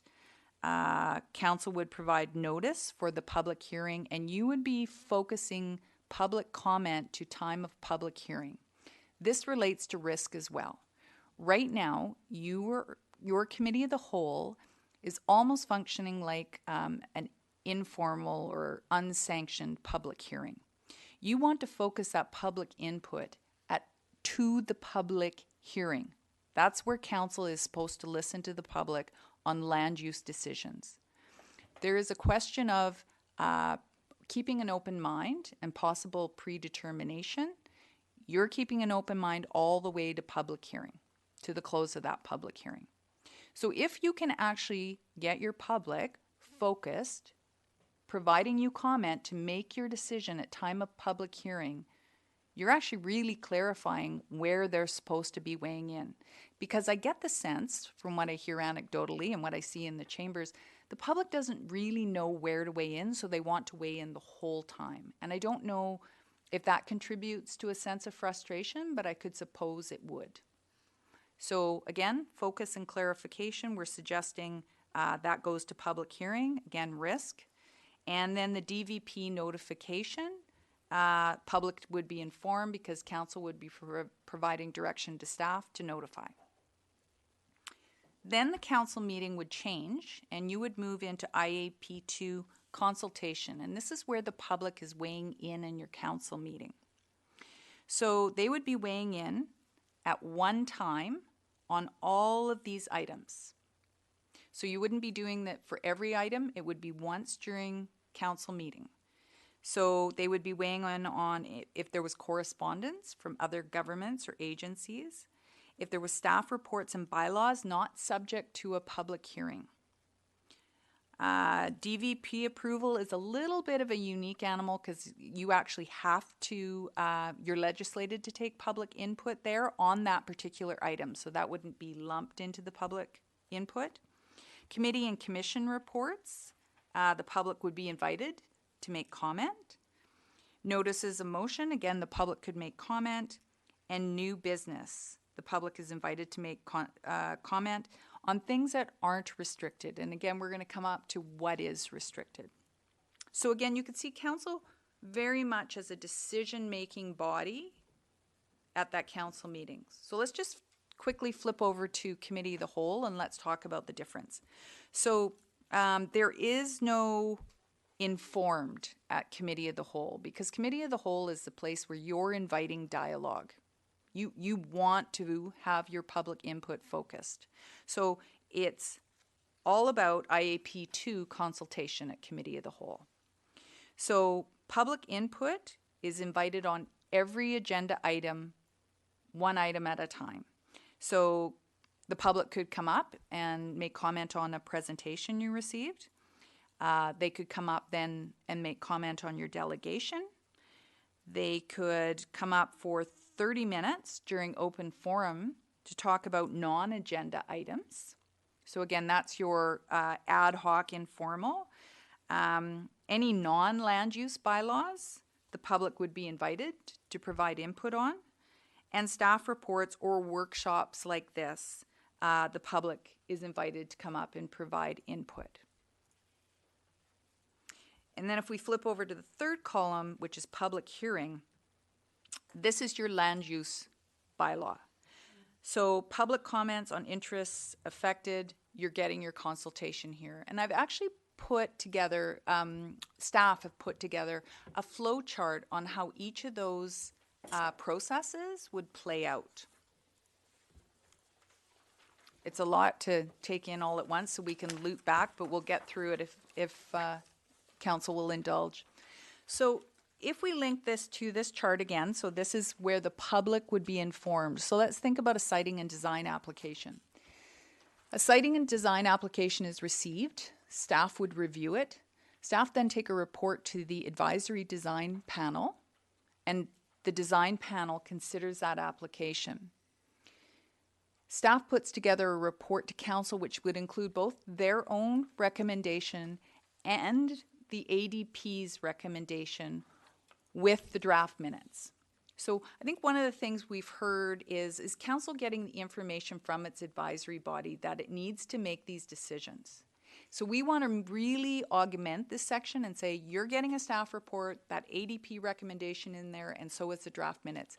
That comes to council, and council has three options. You approve, you refer back to staff with specific direction, or you do not approve.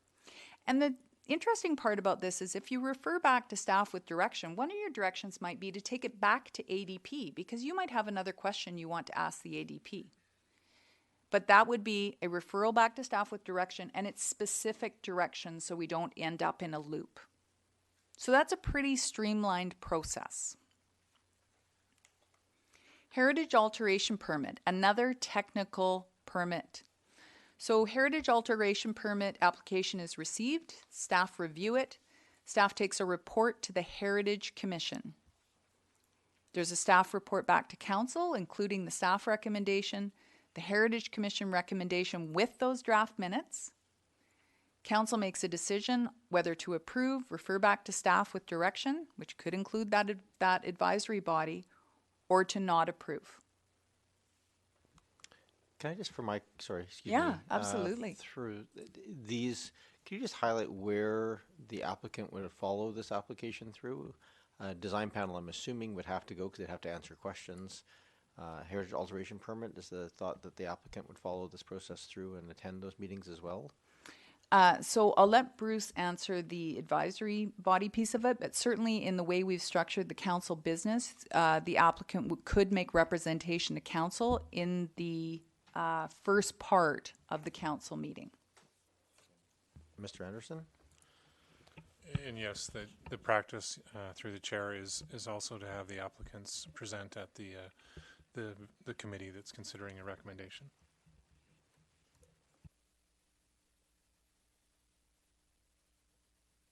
Your Worship, can I walk through the rest of the applications? So development permit, again, a technical application. Do you meet the guidelines or not? So development permit application is received, staff review it. There's a staff report to the ADP or the APC, depending on the nature of the development permit. Staff report to council, which would include the staff's analysis of the OCP and how those guidelines are met with the recommendation. And the advisory body recommendation would be provided to council in the draft minutes. Council makes a decision to approve, refer back to staff with direction, or not approve. So there was a time when technical applications such as a development permit, some communities were letting the public weigh in, and the public has no place, respectfully, influencing this decision, because this is a question of meeting the guidelines or not meeting the guidelines. So best practices is not to allow public participation on these kinds of technical applications for risk. So let's look at a different type. So this is a land use application requiring a public hearing. And I think these are much friendlier looking in your handouts. And once these are finalized, these can actually go on the website, because then these become a tool for the public to understand what the process is and where they weigh in. Because if I didn't know where to weigh in, I'd want to weigh in right from beginning to end, because I wouldn't want to miss my opportunity. But if we can actually say, here's where you weigh in, here's how and when you influence the decision, it helps people. Councillor Green, you had a question here? Thank you. Just on that note, inform. Where is it in the process that the public is informed? So in Victoria, as you know, they have something called a development tracker, and it provides information on a timely basis on the status of an application. And we have heard, at least I have heard, I'll only speak for myself in Oak Bay, time and time and time again, that no one tells us what's going on, and we can't get access to information, and yet we are impacted either as an adjacent neighbor or as a neighborhood. So where in these processes do we have a duty to inform? So there's a number of, thank you. There's a number of ways the council would be informed. One would be on seeing the staff report, One would be seeing the advisory body recommendation. One is when council makes their decision, but people are also curious exactly about how that application is proceeding. And so currently within existing budget for 2019, I don't know if we'll get it on implemented before then, but very quickly in 2020, we're looking for an engagement tool that would have that capability is our goal, so that people could actually see. It would be clear whether or not they were weighing in. And it would also be clear, even if there isn't a place where public input is taken, then they also can see where the application is, right? Councillor Green, go ahead. Yeah. Thank you. And it's not a question of their weighing in at during the early stages. It's just a question of keeping them informed. And everybody, once that sign goes up on a property, everybody gets very interested. And yet when they try to access information from Municipal Hall, they say that they're very frustrated. They can't get the information. No one will tell them anything. So I'm just wanting to address that. So I'm very heartened to hear that there may be a tool. I think that's really, for Oak Bay now, I think that's really important. Thank you. Thank you, Councillor Green.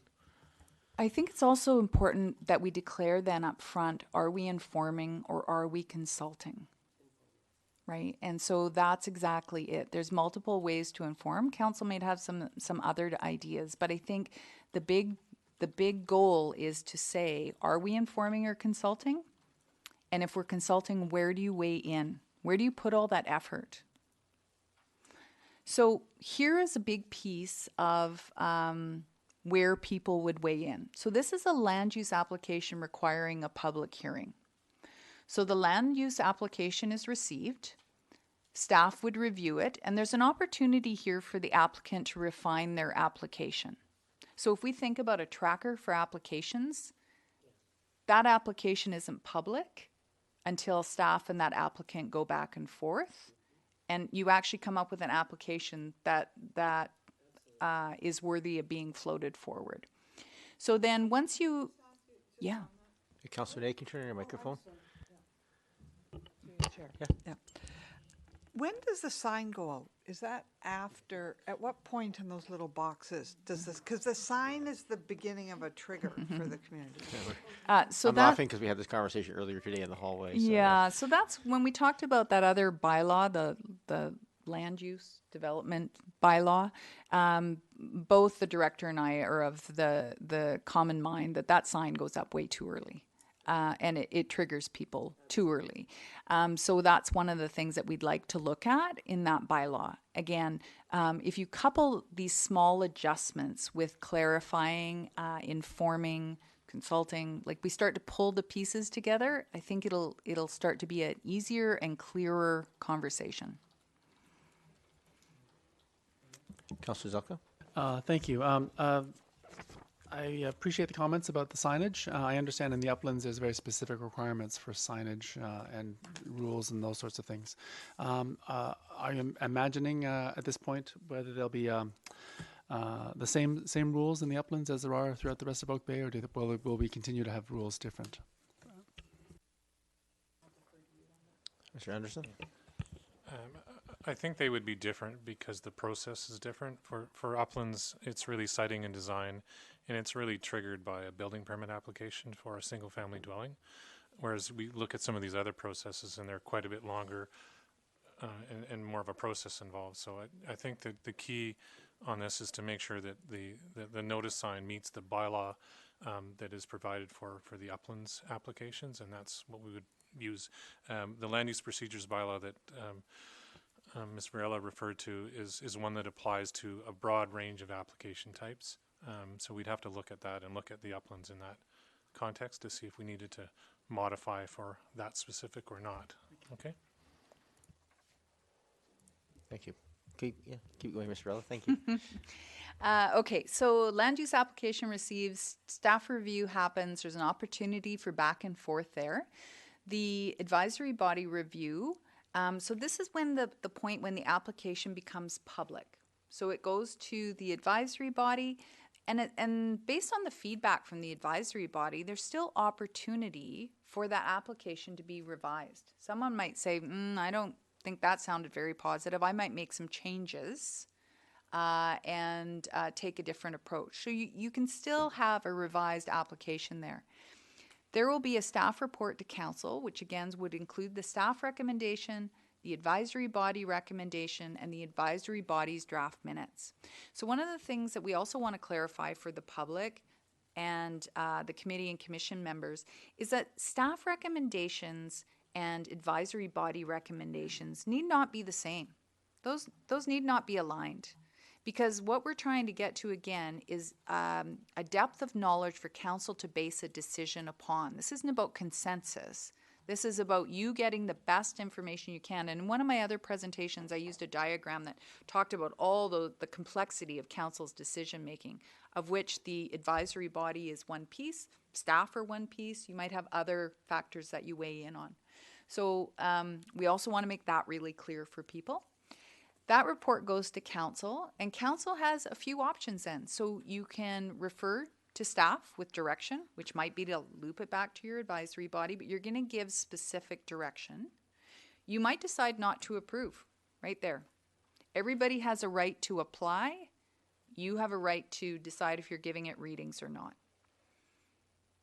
If you decide you're going to give it first and second reading, that means you're ready to let the public weigh in on that. So we want to move away from that notion that first and second means that this is on its way to approval. Council still has lots of decision-making power available. You're just saying it has merit, and I'm ready to hear what the public has to say on it. So then you have required notification. You would give a bylaw. If you're going this route, you would give a bylaw first and second, and you would give notice of public hearing. So you'd pick one of those first Thursdays of the month, slot your public hearing on there, have your public hearing, and that's where you have the public weigh in strongly. You have a public hearing binder, everyone's well informed, their efforts are concentrated and focused. Council gets to make a good decision then, not to approve or to give third readings and adoption. Okay? So that's what we're proposing for the land use applications. Development variance permits are a little bit of an anomaly. Yeah. Ms. Rella, could you just, on the, just suggestion perhaps, because there really is, at that point, after that, it could again be referred back to staff with direction. Yes. Yeah, you're right, Your Worship. There is that feedback loop Yep. as well. Absolutely. After second reading and public hearing? Yeah. If you hear something from the public, it can go backward. Yeah. And when we're putting it on the web, Your Worship, so we'll actually add notes about where the public input comes in. A bit friendlier of a diagram. Yeah, just use your microphone as well. Thanks. So Renee? just, Sorry. just to compare this with what we were doing, so I can get my bearings on this, is often we would, it would go through staff report and an advisory, and not often, but there have been times where it would come to council and we'd send it back to committee. We'd been doing that. And we did that because we thought we want the community to weigh in. That's where we were doing it. And we'd get into messes there.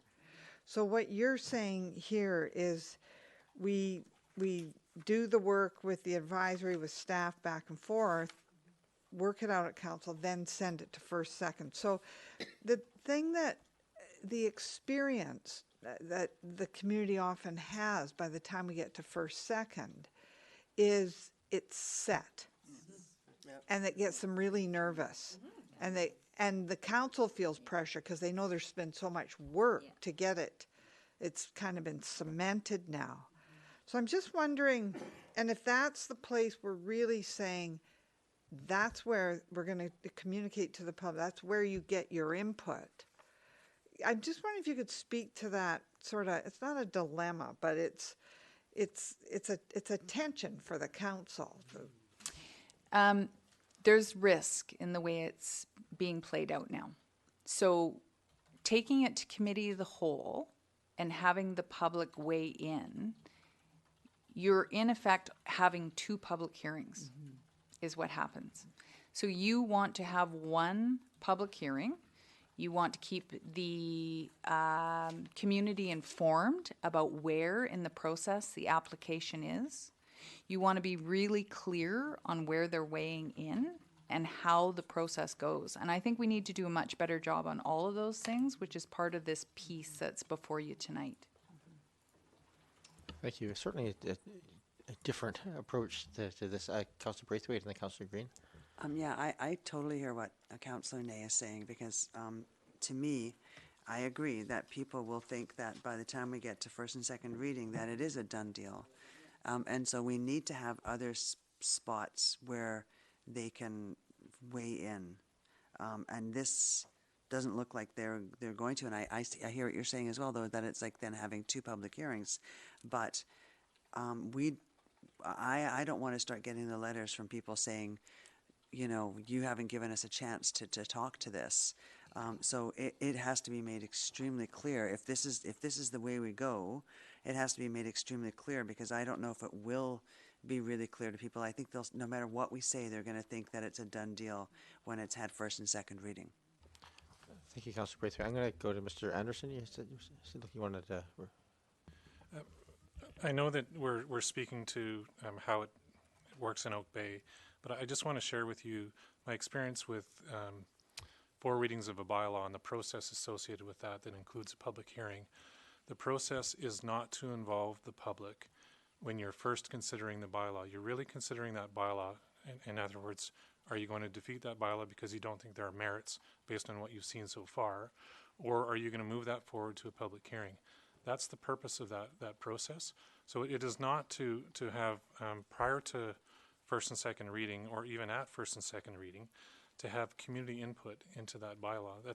It is a process that I think it weighs out in most communities where the real public opportunity for input on the bylaw to council is the public hearing. It's very clear. There's recommendation provided by appointed advisory committees that represent, to a certain extent, a measure of community input, and that's a selection of community members that you're asking to recommend to you. So I know it's a shift, but I can tell you that it's not a shift in terms of the way public hearings and bylaws of this nature are considered and processed in communities in BC and according to the legislation as well. Okay. So just a follow-up to that, that is a shift. I mean, that is a shift for what's happened in Oak Bay for 100 years, basically. So, I mean, that's going to be, that is going to, in my view, it's going to take a lot of communication with our public, because I think we're going to get a lot of pushback on that. I agree with you. I mean, the way you've explained it makes perfect sense to me, but it's how it's going to be perceived by the public. Councillor Green and Councillor Patterson. Thank you very much. And this is a process I am more familiar with from another community. However, I agree with Councillor Braithwaite. It will take some real education for Oak Bay residents to adapt to this model. But you're right. I think what I find difficult is that we're constantly trying to manage expectations the way we're doing it now, and you simply can't do that successfully for everyone. Just a question on the development variance permit application, Mr. Anderson. Is there a place for the developer to have consultation with the public in these models? That as you know, I feel strongly that we haven't had in Oak Bay good developer consultation before applications are submitted. Ms. Relic, maybe you can go back to the previous slide and just talk about that. So it's just a question, and just interested in your take on it. Thank you.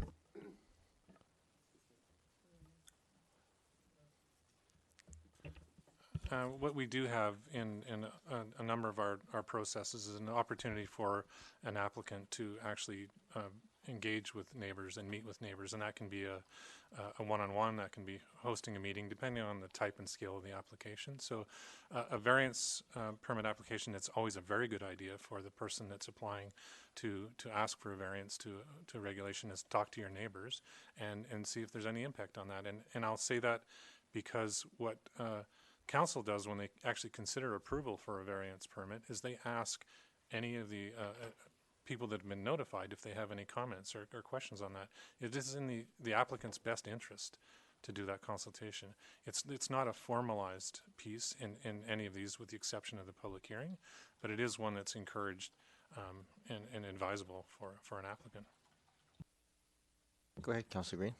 I think the two challenges for Oak Bay have been, one, the extent of notification beyond what's required. I think neighborhoods want to be more engaged. I'm not saying that's right or wrong. I'm just saying, and I think Councillor Braithwaite would agree, beyond 100 feet would be helpful. And secondly, I know the City of Victoria requires developers to work with their community associations. Now that's neither here nor there, but they have to go there first. I'm not saying that we should do that here, but I have written something about this, about required consultation by developers, and it may or may not be something that we want to do ultimately in Oak Bay, but those are just two observations. Thank you. Thank you, Councillor Patterson and Councillor Zelka. Thank you, Mayor. I guess when I look at this, and I'll refer back to my prior career, I hated this process as a developer.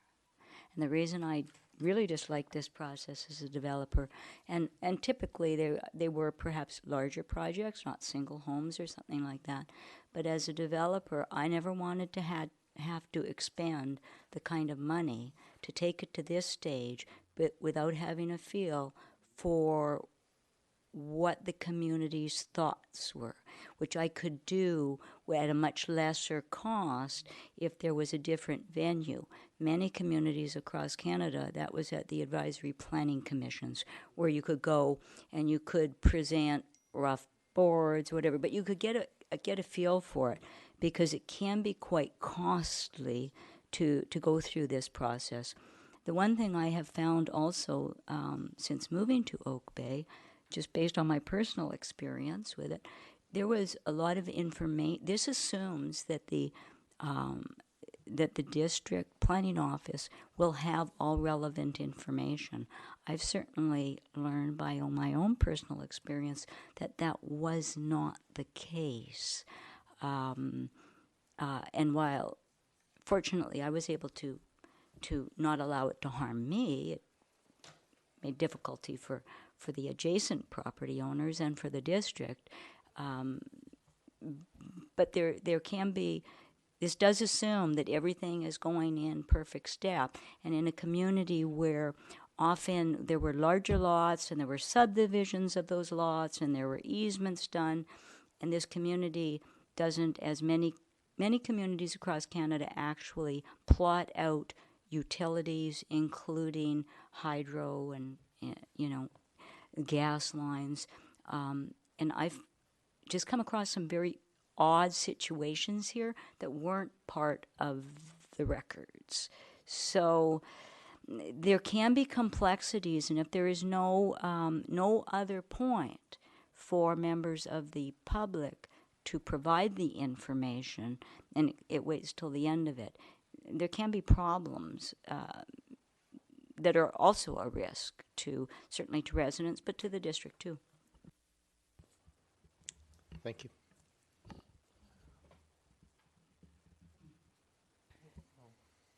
So there's a lot of, the intention is when staff is reviewing and we have those pre-application meetings, a big part of that discussion is the servicing, the requirements, the zoning bylaw, the OCP. That's really where the developer needs to get a sense of what are the hurdles ahead of them, whether it's a simple or complex discussion or a project.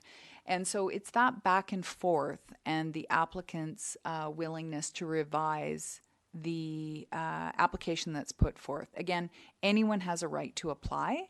So there's an opportunity there to revise. If you're getting negative feedback at the advisory body level as a developer, you may also want to advise. I'd say those are two big trigger points. Providing feedback on how the community is going to receive the application.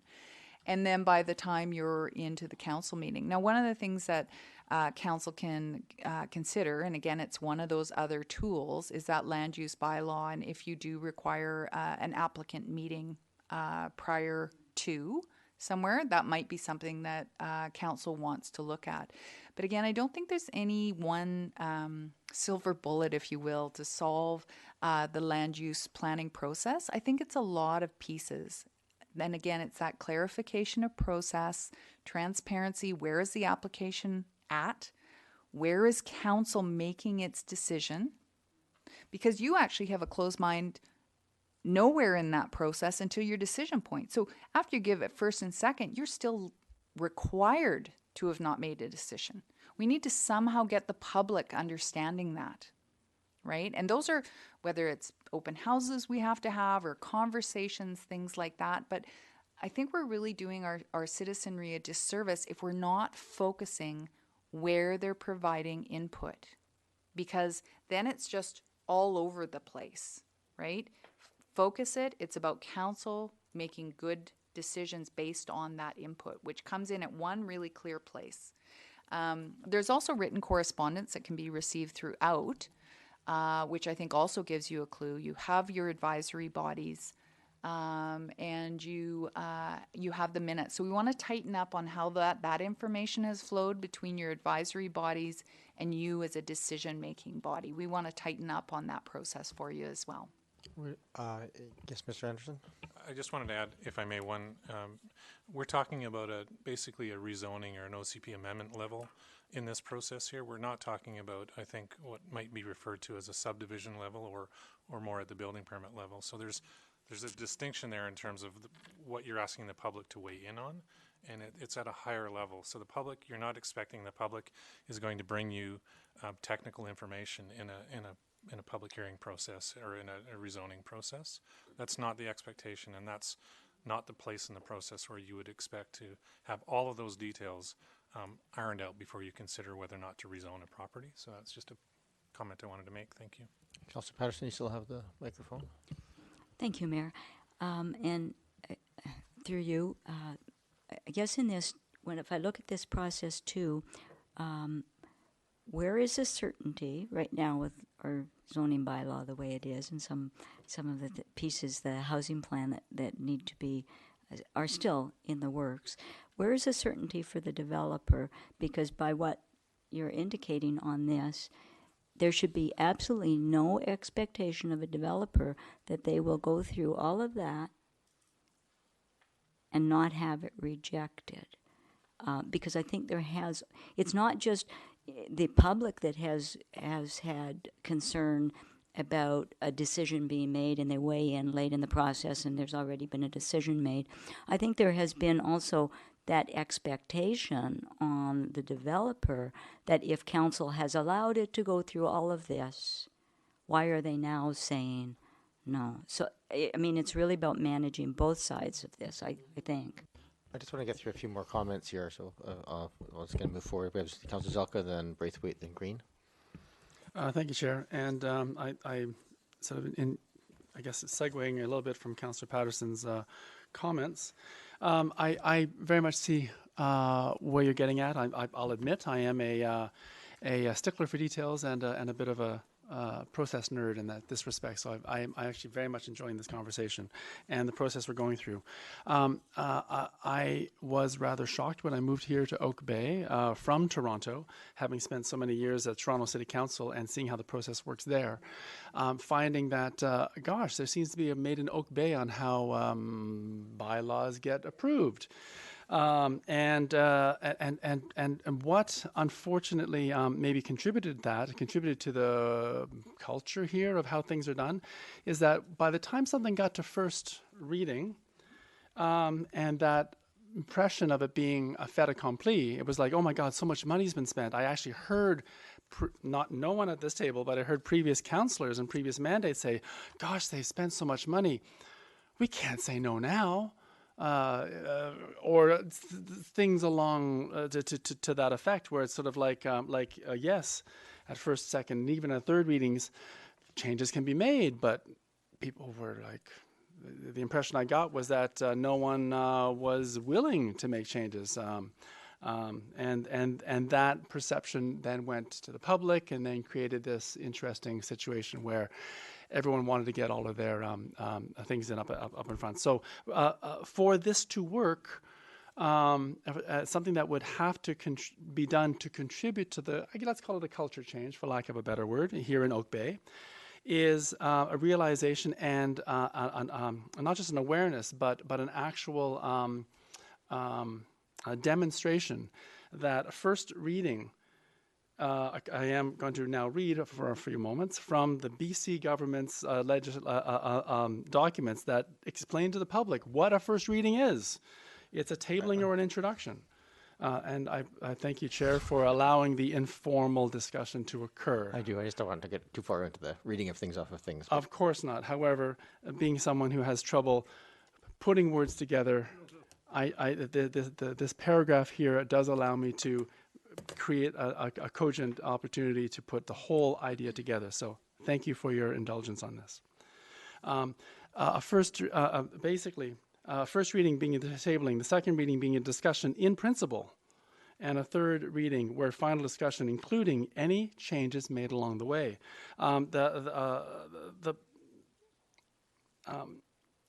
Before I get to the final point on that, even this discussion, even this presentation kind of throws first and second reading into a box without any sort of implying that this is just sort of almost a throwaway thing. And I worry about the presentation in that respect, because here's an opportunity where we can basically point out not only to the people at the table, but also to the members of the public, that changes can be made to a bylaw, and I'm now reading from the BC government's website. Changes can be made to a bylaw at any point during first, second, or third reading. Which seems to be quite news to some previous council members who said, oh no, we can't make changes. Well, apparently we can. Once third reading is complete, changes can still be made to the bylaw. However, third reading must be repealed and the bylaw read again a third time. I would very much like to see that this made absolutely apparent to all involved in the process, is that we can make changes even though all this work has been done, as a way of getting the pressure and the nervousness of the public to just calm a little bit down. If there are changes that need to be made, we can still make them. That's one point I want to make. I'm just going to ask, and appreciate all those are very good comments. That's not, I'm going to try to dissuade people from referring to other people who aren't here to defend themselves or to articulate any other pieces. Let's just leave other people out of it and talk to the matter in front of us. Thank you. Absolutely. That's why I'm not using names. I promise I won't use any names, but I'm sure everyone knows who I'm talking about. But I won't use names. I would love to hear from staff any suggestions on how we can possibly change the culture around first, second, and third readings before I make my second point.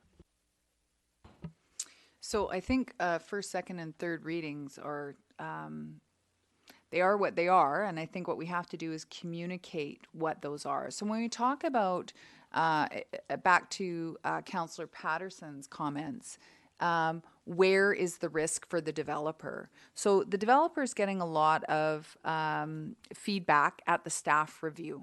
So you have a choice there to take staff's recommendation. Staff's going to have indicated whether they're supporting or not supporting.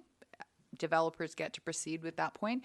You're also going to get feedback at the advisory body level on whether the advisory body is supporting your application or not. So again, those are early steps in the process. By the time you're through and you're getting a report to council and council is considering first and second reading, you're right, there's an education piece, because anecdotally I hear that people think a decision is made. So we have to do some work around what is first and second reading, and that's really a door to say there's enough merit here that we want to move it forward, that we now want to hear from the public, right? So council has a decision right then to say, does this application have enough merit? Are you not approving? Everyone has a right to apply. I think it's another myth we have to challenge here in Oak Bay. Everyone has a right to apply. Council has multiple decision points in that process, and where the public weighs in, written correspondence, or input at the public hearing. Supplemental, if I may, or unless. I just wanted to maybe make the point that when we're talking about rezonings or community plan amendments in this process, third reading after the public hearing is closed is a point at which council is making a decision about whether or not that bylaw should advance. They're doing that at first and second reading, but they're leaving and legislatively the opportunity for the public to come to a public hearing and provide input. Following the public hearing close, then it's third reading. And in my experience, third reading is where the developer goes, I think I'm almost there. It's never at first and second reading from the applicant's perspective. So that's something that we've just talked about here that we need to make sure people understand, is that the go forward and finish off the details with an application for rezoning, for example, occurs after third reading and after the public hearing is closed, and as they move toward the covenants and the technical instruments and the bylaw adoption. So hopefully that's helpful. Thank you. Councillor Zelka? That is very helpful, and I want to support staff in that process, so that at council, we don't give the wrong impression in terms of how we're talking about things. And I'll admit, I may need staff's help on knowing how to do that in a good way, so that everyone is aware of the whole process and how we go forward. I'd like to ask, could you possibly zoom back to the Iap2 slide, if you don't mind? My second comment has to do with that. I very much appreciate the fact that you put the promise to the public there on the inform and the consult. When it's time for the public to provide their input, especially for this land use aspect, how do you expect us to do the promise on showing the public how their input influenced the decision? Because I have seen the BC government do that. I have seen other local authorities do that. In my humble opinion, we don't do that at all or very well, which is part of the nervousness. If we can provide a very strong mechanism on how we provide feedback on how the public input was influenced or was used as part of the decision, I think that would go as sort of the other shoe to drop in terms of making sure the culture is good, but also making sure we give good feedback back to the public. Thank you, Councillor. I'll give it to Ms. Varela. I would argue that is in many ways on our responsibility, and I actually think what I've witnessed over the last year is that council's done a very good job of that. I've in all the decisions that have been made, they've reflected back the concerns and particularly where they're voting in opposition to what they've heard, they've tried to make a case for why, and I think that's a culture here that I think is very positive and I think is absolutely necessary to that piece. So I think a lot of that falls on us, and then the more formal piece of that I'll turn to Ms. Varela. Yeah, so really that's about how council decides to handle third reading. So you've taken what the public has said at the public hearing, you've taken that as a piece of your deliberation, and then your action at third reading indicates feedback. Is that fair, Director? Councillor Zelka, anything else? I'll move to Councillor Braithwaite and then Councillor Green, and we can always come back. Councillor Braithwaite? Thanks so much, Chair, and I'll be really, really quick. I will just agree that it is a costly process to me to get all the way to first and second reading before we might hear from the public. I do like what the City of Victoria does. I wish we had a way to be able to do that with our communities, where a developer could go and make a presentation to a community before it even came anywhere near the council table. I really wish that. Maybe it's something where we do something like we have a night that council chambers are opened up and a developer could be here and people could come and just drop in and have a chat. I don't know, without council being around or anything like that, but just the developer and or the builder and the and a staff member. And then I think that, Ms. Varela, I heard you say that written correspondence can come at any time. But then in the protocol that we just talked about, you said that only the correspondence that was received at first and second would be included in the package. So that, to me, I think is another place where maybe we could do something, because if it's important and we've been receiving that correspondence all the way along, it should be included, I think, perhaps. Yes, and so again, best efforts, but as the application changes, so if you look at a complex or a project that the community is passionate about one way or the other, you know, I've seen correspondence start to come in before you've even got an application. So we have to somehow balance that out.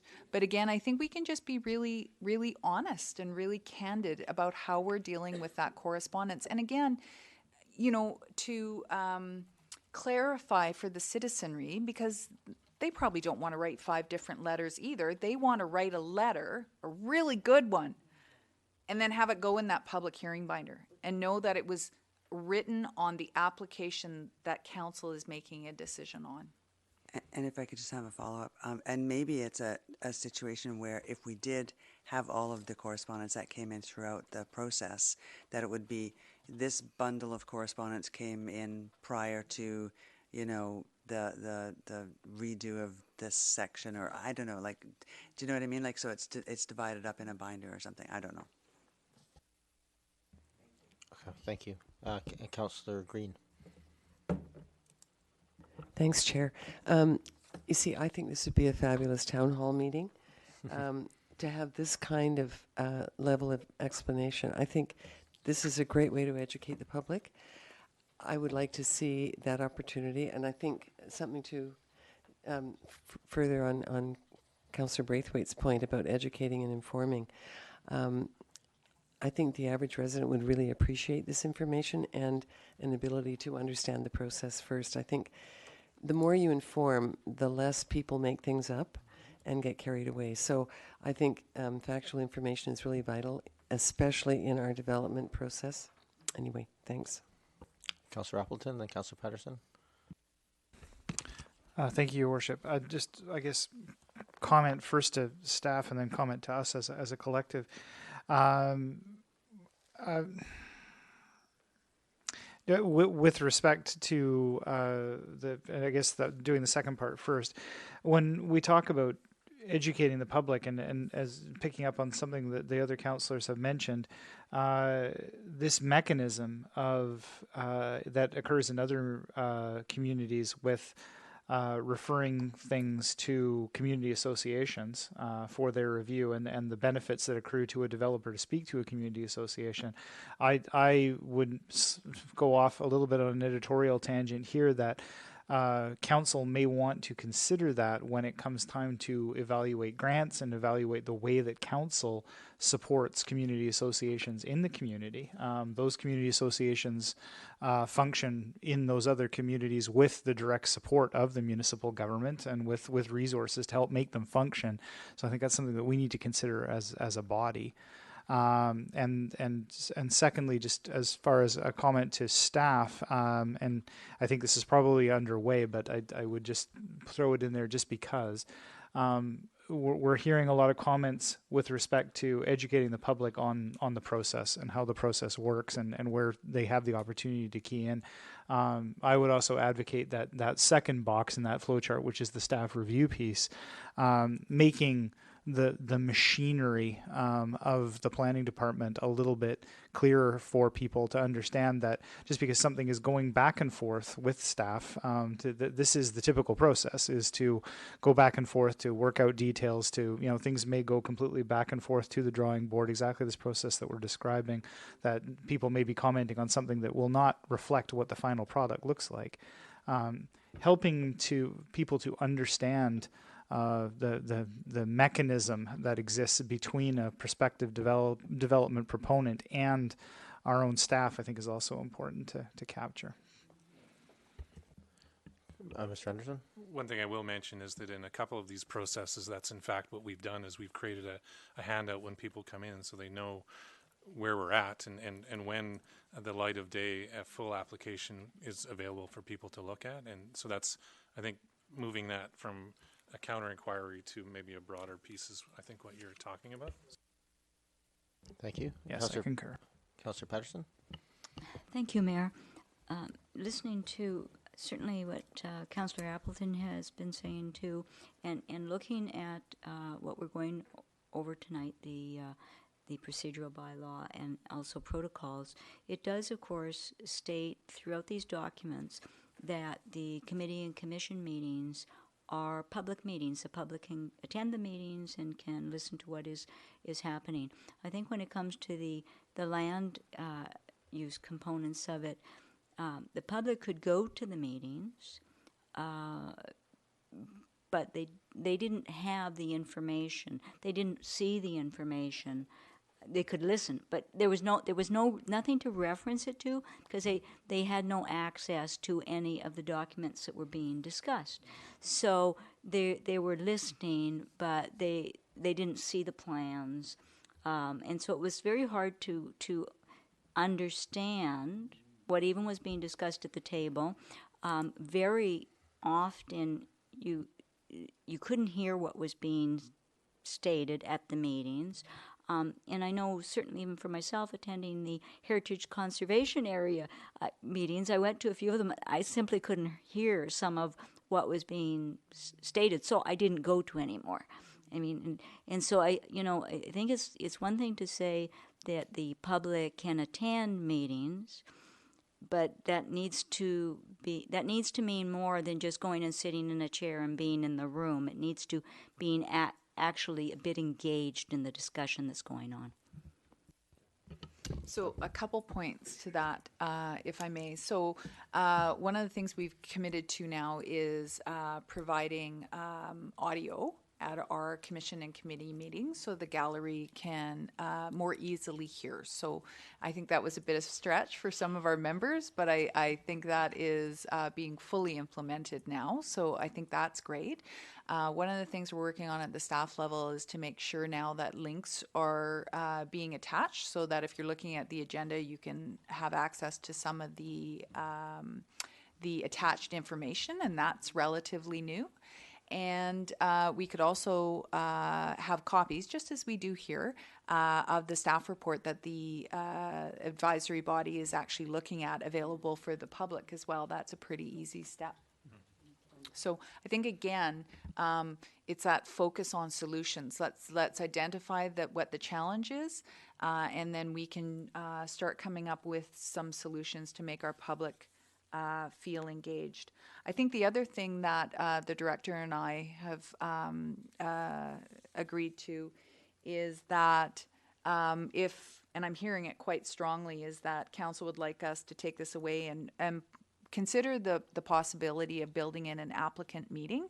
That would likely shake out in the land use bylaw, but it could also be reflected in this bylaw.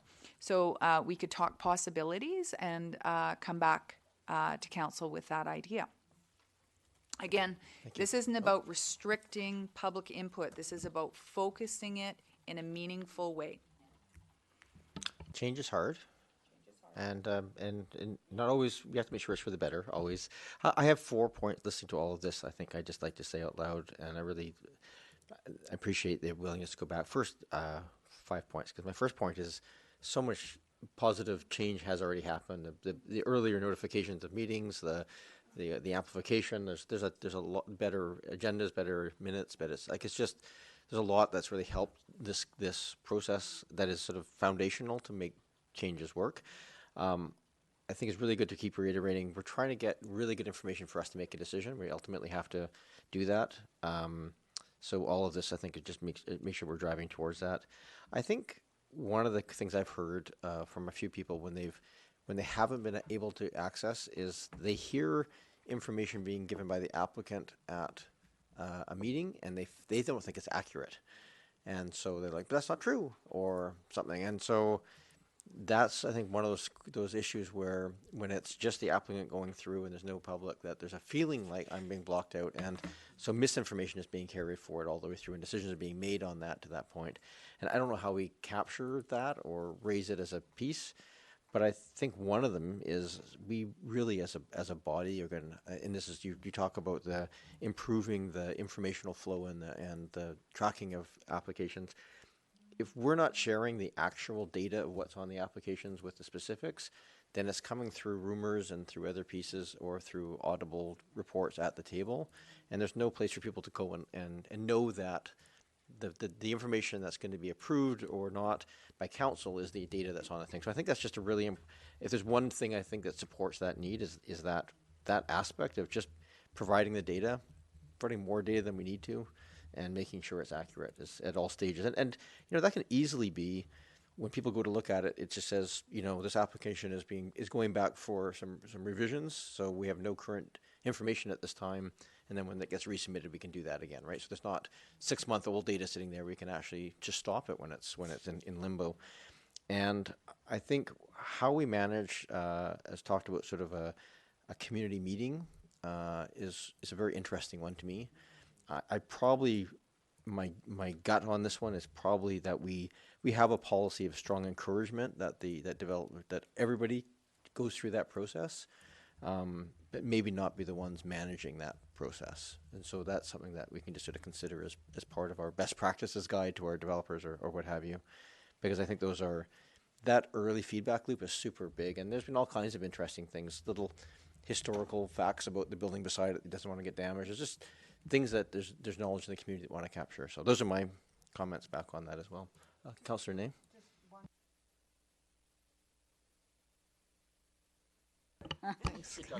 Thank you. That meeting idea that the chair brought up, and I think Councillor Braithwaite brought it up as well, and others. It's an interesting idea, but it really, I don't know what the answer is, but it needs a lot of thought about what that looks like and who's responsible for facilitating it, and who comes in and is ultimately responsible for setting it up, collecting the information, and where that information goes if it does involve the applicant and the public. So it's tricky.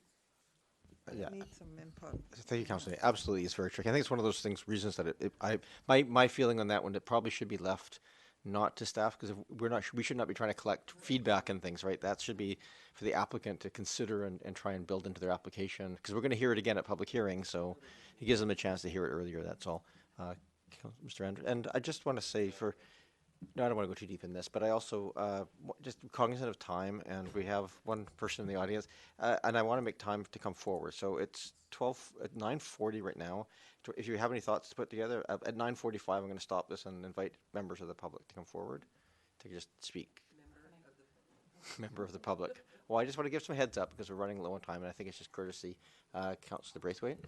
Yeah, I just want to say thanks for bringing up the fact that sometimes people sit in the audience and go, no, that's not true, because we've heard that a lot, and especially when an applicant will say, I've talked to all of the neighbors, and the next door neighbor will be going, that's not true, and then for them not to be able to have that input, it's really hard. So thanks for bringing it up. And we do have a lot of other things to get to, so maybe we can get through a few more, and then we'll take public piece, and then we can keep going. And I'll add more public input at the end of this as well, but I just want to make sure we give some before it gets too late. Go ahead, Ms. Rella. Thank you. So this actually links back a bit to the business that's carried out. And so when a person or organization is addressing committee of the whole by way of a presentation, delegation, or open forum, there's a number of things that we should be saying people can't speak about. And again, this is about managing risk. So if it has been considered by council at a closed meeting, so that land, labor law, any of those things, if it's currently before the courts or for which legal action is being pursued or pending, is a claim for damages against the district. Sorry, James, page 13. Is or has been the subject of a public hearing held in accordance with an enactment that is prerequisite to the adoption of the subject bylaw. Again, so you wouldn't come up and take comments if you were still holding a public hearing on this, which is what you're doing right now. We want to not have people speak on an application before the Board of Variance because they are arm's length from council. Something about a grant application because council actually has a process for that. And that happens in February. So you would deter advanced lobbying on that. Or the other one that we have to be really careful about is disclosing the personal information of a third party without that party's express consent. So again, we're live streaming, so people need to think about that. So when we talk about restrictions on subject matter, those are them. They're not, the only one that you really need to chew on is that one about the public hearing, and that's about risk, predetermination, fairness of procedure. Okay? Any questions on that part?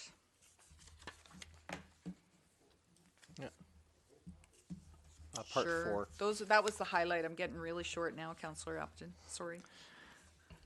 Yeah, go ahead. With respect to, thank you, Your Worship, and through you. I like the structure of the proposed open forum period at Committee of the Whole, and obviously this addresses the interest that we've got in the community of having the opportunity to weigh in on topics that may not strictly be on the agenda. I'm maybe just wondering to get a comment from staff as to whether or not, and we're looking at a large scale restructure of how agendas are packaged up, but I guess I'm foreseeing a situation where there is quite a bit of business that needs to be taken care of at a Committee of the Whole meeting, and there's no really specific language in here that provides for either staff or the mayor, etc., to potentially curtail or limit the open forum time. And the last thing I want to do is limit public participation, but if there's a situation where business, must be completed, and we do have a time limit for the meeting overall, is there a need for a mechanism to sort of limit discussion during the open forum such that all of the regular business items get addressed? Ms. Varela? So, Your Worship, were you speaking Committee of the Whole open forum? That's correct, yeah. Okay, so right now staff are proposing a 30-minute cap on that. Again, because we'd be using Committee of the Whole differently, you wouldn't see the same type of business before council sitting as Committee of the Whole. Again, these might be lighter agendas as well, and staff does have the ability to call a special council following committee if there's business that we can't handle in the other 2 meetings a month as well. Thank you. I'm just wanting to confirm that this is doable from staff's perspective as far as managing the business at hand. So that sounds like a yes. So okay. Okay. Ms. Varela, you wanted to? Sorry, Your Worship. So the one place that we don't have a cap is the public comment on all agenda items. So we have 3 minutes per speaker with no maximum time limit there, and that is something council may wish to consider. And of course, public hearings themselves have no limit. Okay. Any other questions in this session? Okay. Moving on. Do you want to wait a couple more things, or would you like to come forward and speak now? We'll just go through. We'll go through a couple more and just get through these. It's a busy slide, but it's not too painful.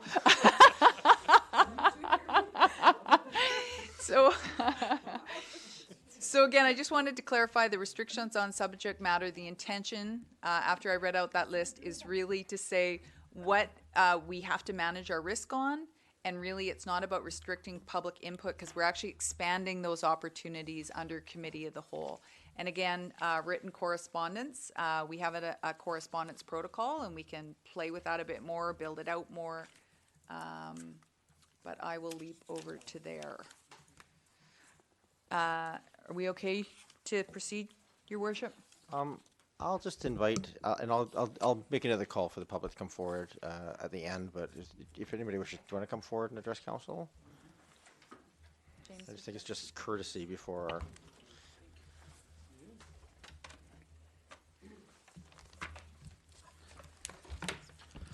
James Sultan, South Oak Bay. Welcome, sir. Thank you. I'm going to be very, very brief. I thought I wouldn't come tonight, but I'm glad I did. This has been very informative. And my point is this is, in my opinion, technically correct, very correct. I'm happy what's been achieved. Everything that the CEO said in terms of the rationale made total sense. Everybody had good points as well. But from a specifically technical point of view, I think this it will be a pretty big improvement in terms of rationalizing decision making, staff time. But again, informing the public will be absolutely key because this is quite a change. Yeah. But it's important, and I'm happy that people will learn, or should learn, or hopefully will learn that the committee of the whole has one purpose. Council has another purpose. And all that, in my understanding of this exercise today, is that you're going to give more focus. Things indeed get lost. And I've been following council meeting forever. So when we get first reading, second reading, the committee of the whole, and then everybody gets agitated. So I really think that this is going to improve quite a bit. But the exercise of educating us, residents, will be pretty significant. Thank you. Oh, sorry. I also like the presentation, and I think that this, I appreciate that I was able to have access to this. It would be a good idea, in my opinion, to put this on the website. And as far as information about applications go, I've noticed that other municipalities have a dashboard on the website where you can click on the application and you have a little bit more information about it. I think that would be very helpful. Thank you, Your Worship. Thank you, Mr. Sultanum. All right, order of business, and this is sort of bringing all of this point into the actual mechanism in the chambers. So do I go to you, Ms. Rella, or Ms. Hopkins? So this will be pages 13 to 17 of your bylaw. And the big one here is the order of business. So again, this is what's reflected on this big colorful chart. So you can see in this order of proceeding in business at council meetings, you can see where the public input period is on the things below the water line, if you will, where you're actually consulting. And where you're above that water line, which I would say is number 11, the public input period, and people aren't commenting on items 1 through 10. Order of business at special meetings are laid out under subsection 23.2, closed meetings 23.3. Public hearings are going to be dealt with in the protocol. Committee of the whole order of business is laid out. A change to the prescribed order of business other than a special meeting, the corporate officer can change in advance of the meeting, or otherwise council can do that by a majority vote of the members present at the meeting. We also define what quorum is and what happens if the chair isn't there at that time. We've given some time limits to how long people have to sit there until you're canceling the meeting and carrying that business forward to the next meeting. We talk about the mayor and presiding members, lay out points of order and how those are appealed, and then also points of privilege we talk about.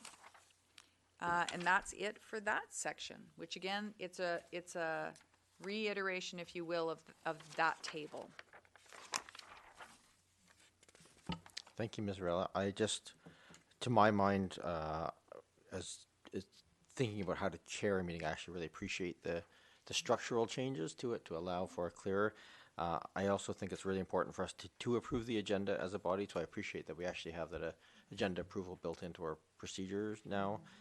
And also the ability to change is really important. You may have noticed there's been a few meetings where I've had to say, okay, at the beginning, yes, we're going to change the agenda by moving everything around to accommodate the pieces, and this just gives the structure to, if it makes sense, to actually move an item forward or back on that agenda ahead of time, so we don't have to do it on the fly in the meeting.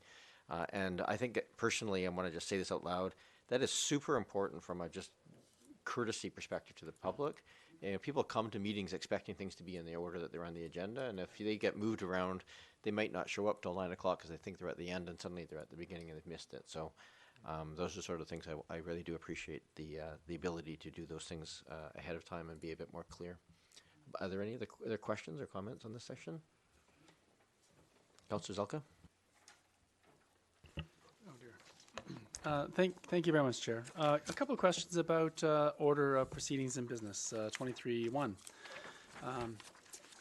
And I echo the comments. I think it's great that it's all laid out, very easy to follow. Just looking at Robert's Rules of Order and some of the items that often come up in other meetings, other local authorities, I wanted to ask, sometimes there's an agenda item that's introduction of late items. Is the I wanted to have staff talk about that. Is that assumption that that'll be part of the approval of agenda?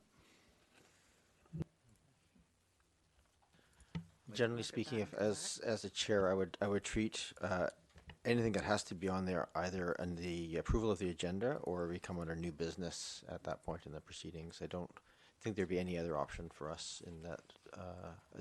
I don't. Ms. Hopkins, is there another option? Your Worship, there is a provision in here for how late items would come forward. And then there are other provisions where something of an urgent matter or by the resolution of council could be added. And I'm just being circled, yes. 22.5 talks about late agenda items, that they shall not be placed on the agenda for the next regular meeting unless, in the option or the opinion of the mayor, chief administrative officer, or the corporate officer, the item is deemed to be urgent in nature. But council always has that ability to bring something forward at a meeting by vote. I much appreciate that, and I guess we'll just make it up as we go along, as opposed to needing a particular agenda item, which is fine. I have no problems for us doing it this way in Oak Bay. It's clear.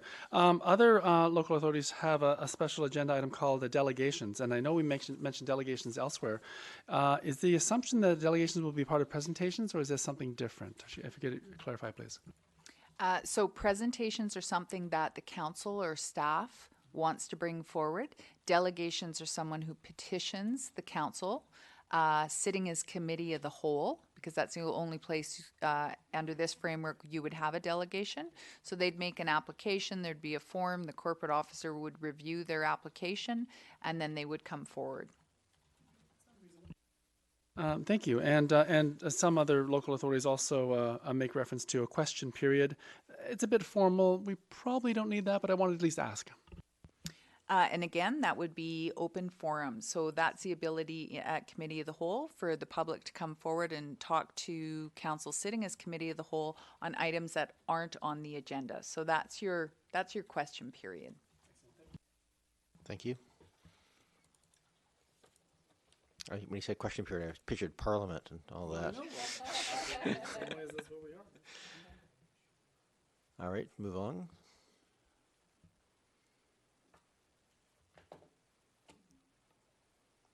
This doesn't seem to have a section.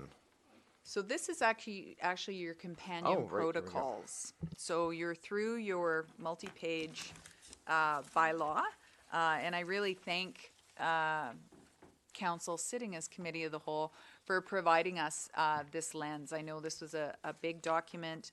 You've all provided some really great insights tonight and have given us some next steps forward. The companion protocols, these are operational tools that have governance pieces related to service levels, is how I look at companion protocols.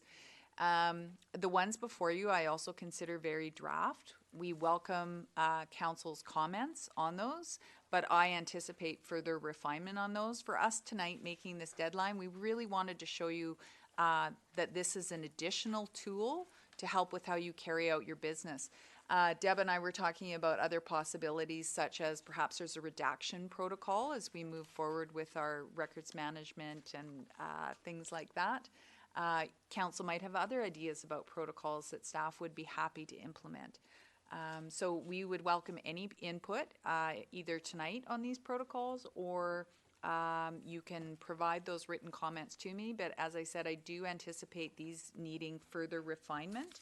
The correspondence protocol really identifies two types of correspondence. One would be received from the public and one would be received from other governments or agencies. The agenda publication protocol, if you notice in the procedure bylaw, we actually stated the legislated deadline of 24 hours. What we wanted to do, though, is provide you assurance that we actually want to keep our commitment of producing agendas on Wednesday. and the public can sign up for notification on when those agendas are published. So we've been doing really well about hitting our Wednesday deadline well in advance of that Monday meeting. We want to continue that, and that's what that protocol lays out for you. There's a lot of other operational pieces behind the scenes that we didn't produce in the protocol, because this is really about council and the public. Our timelines, 4:30 on this day, who's responsible, we took those pieces out. But we wanted you to know the benchmarks. And the public hearing protocol reflects the new practice of public hearing that you've been working through with that new script. So those are the draft protocols before you, and we welcome comment tonight or moving forward. I just cognizant that I should remember my procedures bylaw here, shouldn't I? Especially at this meeting. Are we 10 or 10:30 before we have to have a motion? Your worship, 10:30. Okay, so I know. I'm always paranoid. 3 hours seems like plenty long enough for a meeting. Councillor Green and Councillor Patterson. I just want to congratulate staff on doing a really fine job on all of this material. I echo Councillor Appleton's original comments, but this brings so much clarity to the work and is so important, as Mr. Sultan pointed out, for the public to understand the process. But I think you've done a great job, and I'm very grateful. Thank you. All right. Councillor Patterson, then Councillor Zelka. Thank you, Mayor. I agree with everything Councillor Green just said. I think it's really wonderful to be getting some long-needed documents on procedures in hand. So that's great.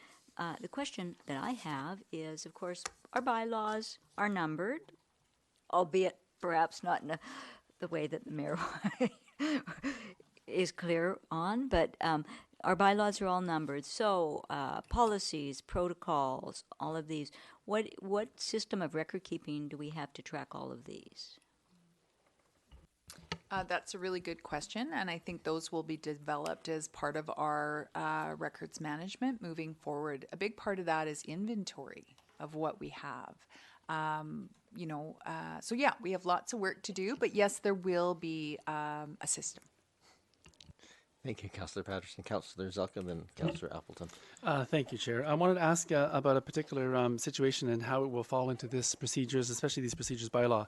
When we sit as a quasi-judicial body, for example, dealing with the businesses and business licenses, and God forbid we ever have to revoke a business license, how do you see something like that falling into this procedures bylaw, and are there any special provisions that this addresses or doesn't address? Thank you.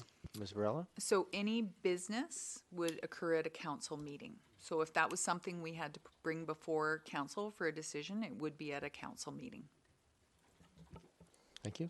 And then Councillor Appleton.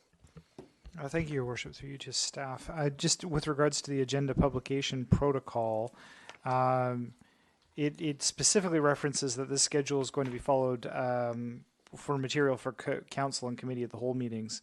Is it understood that this also applies to committees and commissions? And if it doesn't, do we need to include some language that says that agendas will be published as per the schedule that's called for in the terms of reference by that specific committee or commission? Maybe I'm just missing that language. Ms. Varela?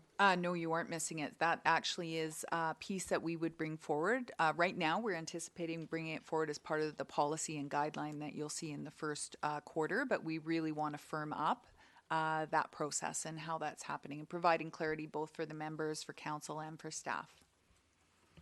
And the public. Is that it, Councillor Appleton? Any other questions? All right, thank you. So, and I just want to reiterate, these are not perfect yet, so there's suggestions welcome. Just feel free to submit them. Ms. Varela. And then that's it. Would anyone from the public like to come forward? Okay, well, there we go. So that concludes essentially the formal part of this. So anything else that any questions remaining? I'll just take questions at this point.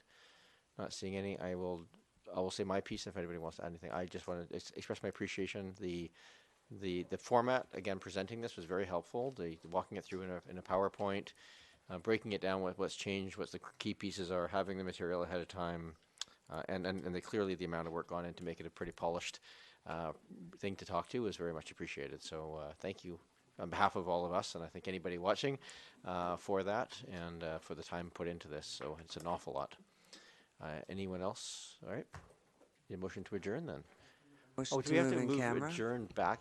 How does that? Yeah. Motion to move I'll back make a to motion the tabled in camera. That in accordance with sections 91A and C of the Community Charter, that the open portion of the meeting of council be adjourned and that a closed session be convened to discuss personal information about an identifiable individual who holds or is being considered for a position as an officer, employee, or agent of the municipality or another position appointed by the municipality, and labor relations or other employee relations. Moved and seconded. All those in favor? Opposed, not opposed. Thank you, thank you. All of you who don't have to go to the in-camera, congratulations.